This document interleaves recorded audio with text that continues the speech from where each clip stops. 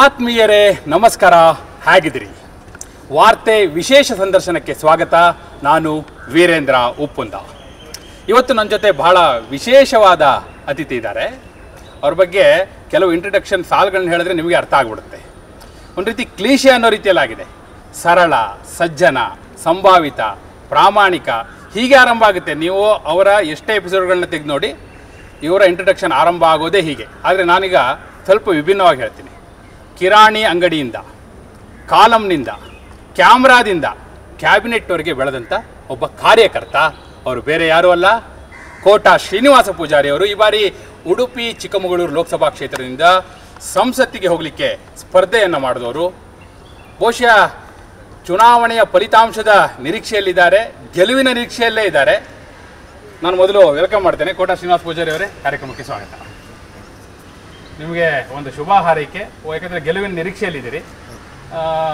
ಒಂದು ವೇಳೆ ಈಗ ನಾಳೆ ಫಲಿತಾಂಶ ಬಂದಿದೆ, ನೀವು ಗೆದ್ದಿದ್ದೀರಿ, ನಿಮ್ಮ ಮೊದಲ ಪ್ರತಿಕ್ರಿಯೆ ಏನು, ಮೊದಲ ಕೆಲಸ ಏನು? ಮತ ಹಾಕಿದಂಥ ಮತದಾರರಿಗೆ, ದುಡಿದಂಥ ಕಾರ್ಯಕರ್ತರಿಗೆ, ಅವಕಾಶ ಕೊಟ್ಟ ನನ್ನ ಪಾರ್ಟಿ ಹಿರಿಯರಿಗೆ ಅಭಿನಂದನೆಗಳನ್ನು ಸಲ್ಲಿಸುವುದು ನನ್ನ ಕರ್ತವ್ಯ. ಜೊತೆಗೆ ಕೇಂದ್ರ ಸರ್ಕಾರ ಮತ್ತು ರಾಜ್ಯ ಸರ್ಕಾರವನ್ನು ಒಟ್ಟು ನಿರ್ವಹಣೆ ಮಾಡಿ ನಮ್ಮ ಕ್ಷೇತ್ರದ ಅಭಿವೃದ್ಧಿ ಬಗ್ಗೆ ಗಮನ ಕೊಡುವುದು ನನ್ನ ಜವಾಬ್ದಾರಿ. ಆ ಹಿನ್ನೆಲೆಯಲ್ಲಿ ಚುನಾಯಿತನಾದರೆ ಒಬ್ಬ ಸಂಸದನಾಗಿ ಜನಪರ ಕೆಲಸಗಳನ್ನು ಹೇಗೆ ಮಾಡ್ಬೋದು, ಕೇಂದ್ರ ಸರ್ಕಾರದ ಯೋಜನೆಗಳನ್ನು ನನ್ನ ಕ್ಷೇತ್ರದಲ್ಲಿ ಯಾವ ರೀತಿ ಅನುಷ್ಠಾನ ಮಾಡ್ಬೋದು, ಸಮಾಜಕ್ಕೆ ಹಿತಾಗಬಹುದಾದಂಥ, ಬಡವರಿಗೆ ಅನುಕೂಲ ಆಗ್ಬೋದು ಅಂತ ಪೂರ್ಣ ಅಭಿವೃದ್ಧಿಯಲ್ಲಿ ಯಾವ ರೀತಿ ಯೋಚನೆ ಮಾಡ್ಬೋದು ಅನ್ನೋದನ್ನು ಇಟ್ಕೊಂಡು ಮಾಡಬೇಕು ಅಂತ ನನ್ನ ನಿರೀಕ್ಷೆ ಇದೆ. ಸಹಜವಾಗಿ ನಿಮ್ಮ ಬಗ್ಗೆ ಭಾಳ ದೊಡ್ಡ ನಿರೀಕ್ಷೆ ಜನರಿಗಿದೆ. ನೀವೇ ನಿರೀಕ್ಷೆ ಇಟ್ಟಿದ್ದೀರಿ, ಅದಕ್ಕಿಂತ ಹೆಚ್ಚು ನಿರೀಕ್ಷೆ ನಿಮ್ಮ ಕಾರ್ಯಕರ್ತರಿಗಿದೆ, ಮತದಾರರಿಗಿದೆ.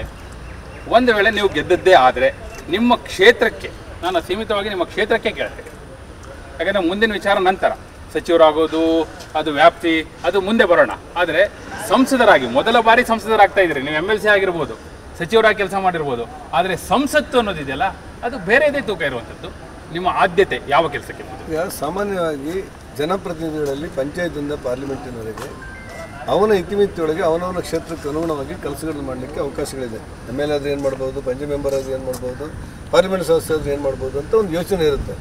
ಹಾಗಾಗಿ ಒಬ್ಬ ಸಂಸದನಾದರೆ ಅವನ ಕ್ಷೇತ್ರದ ಕೇಂದ್ರ ಸರ್ಕಾರದ ಮೂಲಭೂತ ಸೌಕರ್ಯಗಳು, ಅದು ಕುಡಿಯುವ ನೀರು ಇರ್ಬೋದು, ನೀರಾವರಿಯೂ ಇರ್ಬೋದು, ಸೇತುವೆ ರಸ್ತೆಗಳು ಇರ್ಬೋದು, ಅದರಾಚೆ ವಿಮಾನ ನಿಲ್ದಾಣ ಇರ್ಬೋದು, ರೈಲ್ವೆ ವಿಸ್ತರಣೆ ಇರ್ಬೋದು, ನೆನೆಗುದಿಗೆ ಬಿದ್ದಿರುವಂಥ ರಾಷ್ಟ್ರೀಯ ಹೆದ್ದಾರಿಗಳ ಸಮಸ್ಯೆಗಳು ಇರ್ಬೋದು, ಬಡವರಿಗೆ ಕೊಡುವಂಥ ಆಯುಷ್ಮಾನ್ ಭಾರತ್ ಇರ್ಬೋದು, ಅದರಾಚೆ ಜಲಜೀವನ್ ಪ್ರತಿ ಮನೆಗೂ ಕೂಡ ನಲ್ಲಿ ಕೊಡುವಂಥ ಕುಡಿಯುವ ನೀರು ಯೋಜನೆ ಇರ್ಬೋದು. ಎಲ್ಲ ಯೋಜನೆಗಳ ಅನುಷ್ಠಾನ ಮಾಡುವಂಥ ಗುರುತರವಾದಂಥ ಮೇಲುಸ್ತುವಾರಿ ನೋಡ್ಬೋದಾದಂಥ ಮತ್ತು ಆ ಕಾರ್ಯಕ್ರಮವನ್ನು ತನ್ನ ಕ್ಷೇತ್ರದಲ್ಲಿ ಅನುಷ್ಠಾನ ಮಾಡಲಿಕ್ಕೆ ಪ್ರಯತ್ನಿಸಬಹುದಾದಂಥ ಅವಕಾಶ ಇದ್ದರೆ ಅದು ಪಾರ್ಲಿಮೆಂಟ್ ಶಾಸನಿಗೆ ಅನ್ನೋದು ನಮಗೆಲ್ಲರಿಗೂ ಗೊತ್ತಿರುವಂಥ ವಿಚಾರ. ಆ ಕಾರಣಕ್ಕೆ ಕ್ಷೇತ್ರದ ಪರಿಪೂರ್ಣ ಅಭಿವೃದ್ಧಿ, ಮೂಲಭೂತ ಸೌಕರ್ಯಗಳು, ಆಧುನಿಕ ವ್ಯವಸ್ಥೆಗಳನ್ನು ಮತ್ತು ಹೊಸ ಯೋಜನೆಗಳನ್ನು ಕ್ಷೇತ್ರಕ್ಕೆ ತಂದು ನಮ್ಮ ಬಗ್ಗೆ ನಿರೀಕ್ಷೆ ಇರುವಂಥ ಜನರಿಗೆ, ಮತದಾರರಿಗೆ, ಮತ ಹಾಕಿದಂಥ ಜನರಿಗೆ ಮತ್ತು ನಮಗೋಸ್ಕರ ದುಡಿದಂಥ ಕಾರ್ಯಕರ್ತರಿಗೆ ವಿಶ್ವಾಸ ಮೂಡಬಲ್ಲಂಥ ಮತ್ತು ಅವರಿಗೆ ತೃಪ್ತಿ ಆಗಬಲ್ಲಂಥ ಕೆಲಸಗಳು ಮಾಡೋದು ಒಬ್ಬ ಸಂಸದನ ಜವಾಬ್ದಾರಿ.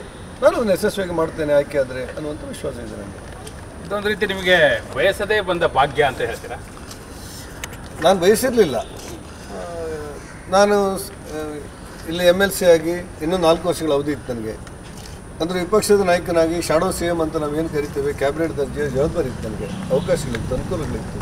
ಆದರೆ ಪಾರ್ಟಿ ಹಿರಿಯರು ಹೇಳ್ತಾರೆ ಈ ಸಾರಿ ನಿನ್ನೆ ನಿಲ್ಲಬೇಕು ಉಡುಪಿ ಚಿಕ್ಕಮಗಳೂರಲ್ಲಿ ಅನ್ನುವಂಥ ಅಭಿಪ್ರಾಯವನ್ನು ಪಾರ್ಟಿ ಹಿರಿಯರು ಕೊಡ್ತಾರೆ. ನಾನು ನನ್ನ ಅಭಿಪ್ರಾಯವನ್ನು ನಿವೇದನೆ ಮಾಡಿದ್ದೆ. ಸಾಮಾನ್ಯವಾಗಿ ನಾನೀಗ MLC ಆಗಿದ್ದೆ, 4 ವರ್ಷ ಅವಧಿ ಅನ್ನೋದನ್ನು ನಿವೇದನೆ ಮಾಡಿದ್ದೆ. ಆದರೆ ಬೇರೆ ಬೇರೆ ಕಾರಣಕ್ಕೋಸ್ಕರ ನೀನು ಸ್ಪರ್ಧೆ ಮಾಡಬೇಕು ಅನ್ನೋದು ನಮ್ಮ ಅಭಿಪ್ರಾಯ ಅಂತ ಹೇಳಿದ್ರಿಂದಾಗಿ ನಾನು ಒಪ್ಕೊಂಡಿದ್ದೆ. ಈ ಬಾರಿಯ ಚುನಾವಣೆ ನೀವು ನೋಡಿದ ಹಾಗೆ, ನೀವು ಈ ಹಿಂದೆ ಎದುರಿಸಿದಂಥ ಚುನಾವಣೆಗಳಿಗೂ ಈ ಚುನಾವಣೆಗೂ ವ್ಯತ್ಯಾಸ ಇದ್ದೇ ಇತ್ತು. ಹೌದು. ನೀವು ಕಂಡಂಥ ವ್ಯತ್ಯಾಸ ಏನು? ವಿಶಾಲವಾಗಿ ಸುಮಾರು 8 ವಿಧಾನಸಭಾ ಕ್ಷೇತ್ರಗಳೊಳಗೊಂಡಂಥ 2 ವಿಭಿನ್ನ ಮನೋಭಾವದ, ವಿಭಿನ್ನ ಮಾನಸಿಕತೆಯ ಮತ್ತು ವಿಭಿನ್ನವಾದಂಥ ಆಚಾರ ವಿಚಾರಗಳ, ವಿಭಿನ್ನವಾದಂಥ ಮಲೆನಾಡು ಮತ್ತು ಕರಾವಳಿಯ ಭೂಭಾಗಗಳು ನನ್ನ ಕ್ಷೇತ್ರದ ವ್ಯಾಪ್ತಿಯೊಳಗೆ ಬರುತ್ತೆ. 1900 ಮತಗಟ್ಟೆಗಳಿವೆ, 17,000 ಮತದಾರರಿದ್ದಾರೆ. ಎಲ್ಲರ ಭಾವನೆಗಳು ಯಾವ ರೀತಿ ಇರಬೇಕು ಅಂತ ನಾವು ಯೋಚನೆ ಮಾಡಿ ಈ ಚುನಾವಣೆ ತುಂಬ ಭಿನ್ನವಾಗಿದೆ ಅಂತ ನೀವು ಅಂದ್ಕೊಂಡೋದಕ್ಕೆ ಒಂದು ಅರ್ಥ ಇದೆ ಅಂತ ನನಗನ್ಸುತ್ತೆ. ಭಿನ್ನವಾದಂಥ ಚುನಾವಣೆ, ದೊಡ್ಡ ಚುನಾವಣೆ, ಪಾರ್ಲಿಮೆಂಟಿನ ಚುನಾವಣೆ, ದೇಶ ಮೊದಲು ಅಂತ ಹೇಳ್ಬೋದಾದಂಥ ಚುನಾವಣೆ, ರಾಷ್ಟ್ರೀಯ ವಿಚಾರಕ್ಕೆ ಒತ್ತು ಕೊಡಬಹುದಂಥ ಚುನಾವಣೆ, ನಮ್ಮ ರಾಷ್ಟ್ರ ಮುಂದಿನ 5 ವರ್ಷಗಳ ಕಾಲ ಯಾರ ಕೈಯಲ್ಲಿ ಇರಬೇಕು ಅಂತ ಯೋಚನೆ ಮಾಡುವಂಥ ಚುನಾವಣೆ, ನನ್ನ ರಾಷ್ಟ್ರದ ಭದ್ರತೆ ಹೇಗಿರಬೇಕು, ನನ್ನ ರಾಷ್ಟ್ರದ ಆರ್ಥಿಕ ವ್ಯವಸ್ಥೆ ಹೇಗಿರಬೇಕು, ನನ್ನ ರಾಷ್ಟ್ರದ ಮಿಲಿಟರಿ ವ್ಯವಸ್ಥೆ ಹೇಗಿರಬೇಕು, ನನ್ನ ರಾಷ್ಟ್ರದ ಪರಿಪೂರ್ಣ ಅಭಿವೃದ್ಧಿ ಹೇಗಿರಬೇಕು ಅಂತ ಯೋಚನೆ ಮಾಡಬಲ್ಲಂತೆ ಚುನಾವಣೆ ಅಂತ ಹೇಳಿ ವಿಭಿನ್ನ ಅಂತ ನೀವು ಕರೆದ್ರೆ ಈ ವಿಭಿನ್ನವಾದ ಚುನಾವಣೆಯನ್ನು ಎದುರಿಸಿದ್ದೇವೆ ಮತ್ತು ಗೆಲ್ತೇನೆ ಅನ್ನುವಂಥ ವಿಶ್ವಾಸ ಇದೆ. ಆನ್ ಗ್ರೌಂಡ್ ಹೀಟ್ ಹೇಗಿತ್ತು, ಚುನಾವಣೆಯ ಹೀಟ್ ಹೇಗಿತ್ತು, ಕಾರ್ಯಕರ್ತರ ನಡುವೆ ಆಗಿರ್ಬೋದು, ನಾಯಕರ ನಡುವೆ ಆಗಿರ್ಬೋದು, ಒಟ್ಟಾರೆಯಾಗಿ ಕ್ಷೇತ್ರದಲ್ಲಿ ಓಡಾಡುವಾಗ? ಇಲ್ಲ ಅಂದರೆ ಕಾರ್ಯಕರ್ತರು ನಮ್ಮಲ್ಲಿ ಬೇರೆ ಪಾರ್ಟಿಗೂ ನಮ್ಮ ಪಾರ್ಟಿಗೂ ಇರುವಂಥ ವ್ಯತ್ಯಾಸಗಳೇನೆಂದರೆ, ನಮ್ಮದು ತಳಮಟ್ಟದ ಕಾರ್ಯಕರ್ತರು ಪಾರ್ಟಿಗೋಸ್ಕರ ದುಡಿಯುವಂಥ ಒಂದು ತಂಡ ಇದೆ ನಮ್ಮ ಕೈಯಲ್ಲಿ. ಅದು ಬೇರೆ ಪಾರ್ಟಿಯಲ್ಲಿ ಇಲ್ಲ ಅಂತೇಳಿ ನಾನು ಹೇಳಿಲ್ಲ, ಆದರೆ ನಮ್ಮ ಪಾರ್ಟಿಯಲ್ಲಿ ಹೆಚ್ಚಿದೆ. ನೀವು ಯಾರು ಅಭ್ಯರ್ಥಿ ಅನ್ನೋದು ಗೊತ್ತಿಲ್ಲ, ವ್ಯಕ್ತಿ ಯಾರು ಅನ್ನೋದಕ್ಕಿಂತ ಪಾರ್ಟಿಗೆ ನಿಷ್ಠೆ ಇರುವಂಥ ಒಂದು ತಂಡ ನಮ್ಮಲ್ಲಿದೆ. ನೀವು ಅವ್ರಿಗೆ ಏನು ಬರ್ತದೋ ಇಲ್ಲವೋ ಆ ಬ್ಯಾಲೆಟ್ ಪೇಪರ್ ಇಟ್ಕೊಂಡೋಗಿ ಮನೆ ಮನೆ ಕೊಡಲಿಕ್ಕೆ ರೆಡಿಯಾಗಿರ್ತಾರೆ. ಆ ತಂಡ ನಮ್ಮಲ್ಲಿ ಜಾಸ್ತಿ ಇದೆ. ಅದು ರಾಷ್ಟ್ರಕ್ಕೋಸ್ಕರ ದುಡಿಯುವಂಥ ಒಂದು ತಂಡ, ವ್ಯಕ್ತಿಗೋಸ್ಕರ ಅಲ್ಲ. ಆ ಹಿನ್ನೆಲೆಯಲ್ಲಿ ವ್ಯಕ್ತಿಗಿಂತ ಪಾರ್ಟಿ ಮುಖ್ಯ ಅಂತ ಹೇಳುವಂಥ ಪಾರ್ಟಿ ನಮ್ಮದು. ಅಗತ್ಯ ಬಿದ್ದರೆ ಪಾರ್ಟಿಗಿಂತ ದೇಶ ಮುಖ್ಯ ಅಂತ ಹೇಳಿರುವಂಥ ಪಾರ್ಟಿಯ ಕಾರ್ಯಕರ್ತರು ನಮ್ಮಲ್ಲಿ. ಆ ಕಾರಣಕ್ಕೆ ತಳಮಟ್ಟದಲ್ಲಿ ಕಾರ್ಯಕರ್ತರ ತಂಡವನ್ನು ನಂಬಿಕೊಂಡೇ ನಾನು ಚುನಾವಣೆ ಸ್ಪರ್ಧೆ ಮಾಡಿದ್ದೆ. ಈ ನಾನು ಹೇಳಿದೆ ನಿಮಗೆ ಈ ಬಾರಿ ಚುನಾವಣೆ ವಿಭಿನ್ನವಾಗಿತ್ತು ಅಂತ. ಅದೇ ರೀತಿಯಲ್ಲಿ ನೀವು ಹಿಂದೆ ಚುನಾವಣೆಯಲ್ಲಿ ಸ್ಪರ್ಧೆ ಮಾಡಿದಾಗ ನೀವು ಒಂದೇ ₹1 ಖರ್ಚು ಮಾಡಿದ ಹಾಗೆ ಗೆದ್ದಂಥ ಉದಾಹರಣೆಗಳೆಲ್ಲ ಇದೆ. ಈ ಚುನಾವಣೆ ಆ ರೀತಿ ಆಯಿತಾ? ಇಲ್ಲ, ನಾನು ಗ್ರಾಮ ಪಂಚಾಯತು, ತಾಲೂಕು ಪಂಚಾಯತು, ಜಿಲ್ಲಾ ಪಂಚಾಯತ್ ಚುನಾವಣೆಗೆ ನಾನು ನಿಂತಿದ್ದೆ. ಆಗ ಕಡಿಮೆ ಖರ್ಚೊಳಗೆ, ಅದಕ್ಕೆ ನಿಬಂಧನೆ ಇರಲಿಲ್ಲ. ವಿಧಾನ ಪರಿಷತ್ತಿನ ಚುನಾವಣೆ ನಿಂತಾಗ ನಾನು ₹1 ಕೂಡ ಗ್ರಾಮ ಪಂಚಾಯತ್ ಸದಸ್ಯರಿಗೆ ನಾನು ಕೊಟ್ಟಿಲ್ಲ ಅಂತ ಬೇರೆ ಬೇರೆ ನಿಮಗೆ ಲೋಕ ಗೊತ್ತಲ್ಲ ಅಂತ ನಾನು ಹೇಳಿದ್ದೆ. ₹1 ಖರ್ಚು ಮಾಡಿದ ಚುನಾವಣೆ ಗೆಲ್ಲಲಿಕ್ಕೆ ಆಗುತ್ತೆ ಅನ್ನೋದಕ್ಕಿಂತ ಹೆಚ್ಚಾಗಿ ನಾನು ಖರ್ಚು ಮಾಡಿಲ್ಲ ಇಲ್ಲಿವರೆಗೆ ಅಂತ ಹೇಳಿದ್ದೆ. ಈ ಚುನಾವಣೆಯಲ್ಲಿ ಸ್ವಲ್ಪ ಖರ್ಚಾದರೂ ಸತ್ಯ, ಅದರಲ್ಲಿ ಅನುಮಾನಗಳಿಲ್ಲ. ಆದರೆ ಅದು ಸಂಗ್ರಹದದ್ದು ಸತ್ಯ. ನಾನೇನು ಹಣ ಇಟ್ಕೊಂಡು ಚುನಾವಣೆ ನಿಂತಿರಲಿಲ್ಲ, ಅದರಷ್ಟರಲ್ಲಿ ಸಂಗ್ರಹ ಮಾಡಿ ಖರ್ಚು ಮಾಡಿದ್ದೇನೆ ಅಂತ ಅನಿಸಿದೆ. ಯಾಕಂದರೆ ಈ ಬದಲಾದ ರಾಜಕಾರಣ ಇದೆಯಲ್ಲ, ಈ ರೀತಿಯ ಪರಿಸ್ಥಿತಿ ಅನಿವಾರ್ಯತೆ ಬಂದಿರುವಂಥದ್ದು, ದುಡ್ಡು ಖರ್ಚು ಮಾಡಲೇಬೇಕು ಅನ್ನೋ ಅನಿವಾರ್ಯ ಪರಿಸ್ಥಿತಿ ಬಂದಿರೋದು ಯಾಕೆ ಅನಿಸುತ್ತೆ? ಈಗ ಹಣ ಖರ್ಚು ಮಾಡಲೇಬೇಕಾದಂಥ ಅನಿವಾರ್ಯತೆ ಪಾರ್ಲಿಮೆಂಟ್ ಚುನಾವಣೆಯಲ್ಲಿ ಇದ್ದೇ ಇರುತ್ತೆ. ನನಗೆ ಆಶ್ಚರ್ಯ ಏನಂದರೆ, ನೀವು ಬೇಕಾದ್ರೆ ಒಂದು ಸರ್ತಿ ಗಮನ ಕೊಡಿ. ಚಿಕ್ಕಮಗಳೂರು ಜಿಲ್ಲೆಯಲ್ಲಿ ನನ್ನ ಜಿಲ್ಲಾಧ್ಯಕ್ಷರು ದೇವರಾಜ್ ಶೆಟ್ಟರು ಮತ್ತು ಅವರ ತಂಡ, ನಾನು ಹೋದ ಈ ಜಿಲ್ಲೆ ನನಗೆ ಹೊಸ್ತಲ್ಲ, ನನ್ನದೇ ಜಿಲ್ಲೆ, ನನ್ನ ಒಂದಿಷ್ಟು ಕೆಲಸ ಕಾರ್ಯಗಳು ಮಾಡಿದ್ದೇನೆ. ಆ ಜಿಲ್ಲೆಗೆ ಹೋದಾಗ ಸಾಮಾನ್ಯ ಜನರು ನನ್ನ ಬಗ್ಗೆ ತೋರಿಸಿರುವಂಥ ಪ್ರೀತಿ, ಒಬ್ಬ ಸಾಮಾನ್ಯ ಮನುಷ್ಯ ನಮ್ಮಂತೆ ಚುನಾವಣೆ ನಿಂತಿದ್ದಾನೆ ಅನ್ನುವಂಥ ಕಲ್ಪನೆ ಇರ್ಬೋದು ಏನೋ. ಆ ಕಾರಣಕ್ಕೆ ಓಟು ಮತ್ತು ನೋಟು ಎರಡನ್ನೂ ಆ ಜಿಲ್ಲೆಯಲ್ಲಿ ಅಂದ್ಕೊಟ್ಟಿದ್ದಾರೆ. ತರೀಕೆರೆ ಹೋದಾಗ ಒಬ್ಬ ಪ್ರಕಾಶ್ ಅನ್ನುವಂಥ ನಿವೃತ್ತ ಮಿಲಿಟ್ರಿ, ಅವನು 1 ತಿಂಗಳು ಪಿಂಚಣಿಯನ್ನು ಕೊಡ್ತಾನೆ. ಅಂಥ ಮಿಲಿಟ್ರಿಗೆ 1 ತಿಂಗಳು ಪಿಂಚಣಿ ಕೊಟ್ಟವ್ರ ಸಂಖ್ಯೆ 7 ಮೀರಿ ಇರ್ಬೋದು ಅಂತ ಅನಿಸುತ್ತೆ ನನಗೆ. 7 ಜನ ಮೀರಿ ಇರ್ಬೋದು. ಸಾರ್ವಜನಿಕ ಸಭೆಯಲ್ಲಿ ಬಂದು ಅವ್ರು ಚೆಕ್ ಕೊಡ್ತಾರೆ, ಹಣ ಕೊಡ್ತಾರೆ, 1 ತಿಂಗಳು ಪಿಂಚಣಿ ಅಂತಾರೆ. ಅದೇ ರೀತಿ ಭಾವುಕತೆ ಉಂಟು ಮಾಡುವಂಥ ದೃಶ್ಯ. ಒಂದು ಕಡೆ ಹೋದಾಗ ಬರೇ ಮಿಲಿಟ್ರಿಯವರೇ ಸೇರಿದ್ದಾರೆ. ನಾನು ದೇಶಕ್ಕೋಸ್ಕರ ಕೆಲಸ ಮಾಡ್ತಿರೋನು, ನರೇಂದ್ರ ಮೋದಿ ಬರಬೇಕು ಅಂತ ಹೇಳ್ತಾರೆ ಅಂದ್ಕೊಂಡೆ. ಬೇರೆ ಬೇರೆ ಕಾರಣಕ್ಕೆ ಬೇರೆ ಬೇರೆ ಸಮುದಾಯದವರು ಒಟ್ಟಾಗಿ ಒಂದಾಗಿ ನನಗೊಂದು ಉಪಹಾರ ಕೊಟ್ಟು ಹಣ ಕೊಟ್ಟು ಕೊಟ್ಟದ್ದನ್ನು ನಾನು ನೋಡಿದೆ. ಅಂತ ಲಕ್ಷಾಂತರ ರೂಪಾಯಿ ಒಟ್ಟಾಗಿರ್ಬೋದು ಅಂತ ನನಗನ್ಸುತ್ತೆ. ಪಾರ್ಟಿ ಖರ್ಚು ಮಾಡಿದೆ ಅದನ್ನೆಲ್ಲ. ಹಾಗಾಗಿ ಇದು ಭಿನ್ನವೂ ಹೌದು, ವಿಭಿನ್ನವೂ ಹೌದು. ಹಣ ಇಲ್ಲದೆ ಚುನಾವಣೆ ಆಗೋದಿಲ್ವ ಕೇಳಿದ್ರೆ ಇಲ್ಲ. ಅದ್ರ ಮಧ್ಯದಲ್ಲೂ ನನಗನ್ಸುತ್ತೆ ಕರ್ನಾಟಕದ 28 ಲೋಕಸಭಾ ಸದಸ್ಯರ ಪೈಕಿ ಕಡಿಮೆ ಖರ್ಚು ಮಾಡಿದವ ನಾನು ಅಂತ ನನಗನ್ಸುತ್ತೆ. ನಾನೇನು ಹಣಕ್ಕೋಸ್ಕರ ಎಷ್ಟು ಖರ್ಚಾಯ್ತು ಹೇಳಿಕ್ಕೆ ಉಂಟು ನಿಮಗೆ? 75 ಲಕ್ಷಕ್ಕಿಂತ ಮೇಲೆ ಖರ್ಚಾಗಲಿಕ್ಕಿಲ್ಲ, 74 ಅಂತ ತಿಳ್ಕೊಳ್ಳಿ. 74, 99, 999 ಹಾಗೆ ತಿಳ್ಕೊಳ್ಳಿ ನೀವು. ಇಂತ ಹೇಳಿ ಸಿಕ್ಕಿ ಬಿಡ್ಬೇಕು ನಾನು. ಆಗ್ಲಿ ಅಲ್ಲ, ಯಾಕಂದ್ರೆ ಸಂಪನ್ಮೂಲ ಕ್ರೋಢೀಕರಣ ಅನ್ನೋದು ನೀವು ಹೇಳಿದ್ರಿ. ಆದ್ರೆ ಮತ ದಾನವಾಗಿ ಉಳಿದಿದೆಯಾ? ಇವತ್ತು ನಾವು ಮತ ದಾನ ಅಂತ ಹೇಳ್ತೀವಿ. ದಾನವಾಗಿ ಉಳಿದಿದ್ರೂ ಕೂಡ ಪೂರ್ತಿ ಮಾರಾಟ ಆಗಿಲ್ಲ. ಯಾವುದೋ ಒಬ್ಬ ವ್ಯಕ್ತಿ ಹೇಳ್ತಾನೆ, ನಂಗೆ ನಿಮ್ಮಿಂದ ಏನೂ ಬೇಡ, ನಿಮ್ಮಿಂದ ನಮಗೇನೂ ಬೇಡ, ನನ್ನ ಹತ್ರ ರಸ್ತೆ ಉಂಟು, ಕುಡಿಯೋ ನೀರುಂಟು, ಎಲ್ಲ ವ್ಯವಸ್ಥೆಗಳು ನನ್ನ ಹತ್ರ ಉಂಟು, ದೇಶಕ್ಕೋಸ್ಕರ ನಾನು ಮತ ಕೊಡ್ತೇನೆ, ನನಗೆ ಅಭ್ಯರ್ಥಿ ಮತ್ತು ದೇಶದ ಪ್ರಧಾನಿ. ಈ ನೆಲ ಒಂದು ಕಾಲದಲ್ಲಿ ಚಿನ್ನ ಅಡ ಇಟ್ಟಂಥ ಭಾರತ ಇವತ್ತು ಜಗತ್ತಿನ 70 ರಾಷ್ಟ್ರಗಳಿಗೆ ಸಾಲ ಕೊಡುವಂಥ ಭಾರತ ಆಗಿ ಪರಿವರ್ತನೆ ಆಗಿದೆ. ಒಂದು ಕಾಲದಲ್ಲಿ ಮುದ್ದುಗೊಂಡು ಇಲ್ಲದಿರುವಂಥ ಭಾರತ ಇವತ್ತು ಜಗತ್ತಿನಲ್ಲಿ ಯಾರನ್ನೂ ಎದುರಿಸಲಿಕ್ಕೆ ಶಕ್ತವಾಗಿರುವಂಥ ಭಾರತ ಆಗಿ ಮಾರ್ಪಾಡಾಗಿದೆ. ಹೀಗೆ ಹೇಳ್ತಾ ನಾನು ದೇಶಕ್ಕೋಸ್ಕರ ಓಟ್ ಕೊಡುವ ಅನ್ನುವಾಗ ಅವ್ರ ಸಂಖ್ಯೆ ಹೆಚ್ಚಿದೆಯೋ ಕಡಿಮೆ ಇದೆಯೋ ಸೊರೆ ಮಾಡಲಿಕ್ಕೆ ಸಾಧ್ಯ ಇಲ್ಲ. ಆದರೆ ಮತ ಪೂರ್ಣ ಮಾರಾಟ ಆಗಿಲ್ಲ, ಮತದಾನ ಆಗಿ ಒಂದಷ್ಟು ಉಳ್ಕೊಂಡಿದೆ ಅನ್ನೋದು ಸತ್ಯ. ಯಾಕಂದರೆ ನೋಡಿ, ಈಗ ಒಂದು ರೀತಿಯಲ್ಲಿ ಈ ಚುನಾವಣೆ ಇದೆಯಲ್ಲ, ದುಡ್ಡಿರೋರಿಗೆ ಚುನಾವಣೆ, ದುಡ್ಡಿದ್ರೆ ಮಾತ್ರ ಅವರು ಆಯ್ಕೆ ಆಗ್ತಾರೆ. ಈ ರೀತಿಯ ಒಂದು ಬಂದ್ಬಿಟ್ಟಿದೆಯಲ್ಲ, ಈ ಬದಲಾವಣೆ ಬಹುಶಃ ದೇರ್ ಇಸ್ ನೋ ಎಂಡ್ ಅನ್ಸುತ್ತಿದೆ. ಈ ಪ್ರಜಾಪ್ರಭುತ್ವದ ವ್ಯವಸ್ಥೆಗಳು ಈಗ ನೀವು ಚುನಾವಣೆಯಲ್ಲಿ ಹಣ ಇಲ್ಲದೆ ಗೆಲ್ಲಕ್ಕೆ ಸಾಧ್ಯ ಇಲ್ಲ ಅನ್ನೋ ಸತ್ಯ ಇದೆ. ಆದರೆ ಒಬ್ಬನ್ನೇ ಗುರಿ ಮಾಡೋದು ಕಷ್ಟ. ಎಲ್ಲ ಕಡೆಯೂ ಕೂಡ ನಮಗೇನು ಸಿಗುತ್ತೆ ಅಂತ ಯೋಚನೆ ಮಾಡುವ ಸಂಖ್ಯೆ ವೃದ್ಧಿಸ್ತಿ ಇರುವಾಗ ಯಾರೋ ಒಬ್ಬ ರಾಜಕಾರಣಿ ಅದಕ್ಕೋಸ್ಕರ ನೀನೇ ದುಡ್ಡು ಖರ್ಚು ಮಾಡಿದೆ ಅಂತ ಹೇಳೋದು ಕಷ್ಟ. ಹಾಗೆ ಖರ್ಚಾದದ್ದೆಲ್ಲ ಅಂತಲೂ ಯೋಚನೆ ಮಾಡಬೇಕಲ್ಲ. ಆ ಕಾರಣಕ್ಕೆ ಅದನ್ನು ನಿಯಂತ್ರಣದಲ್ಲಿ ಇಡ್ಬೋದು.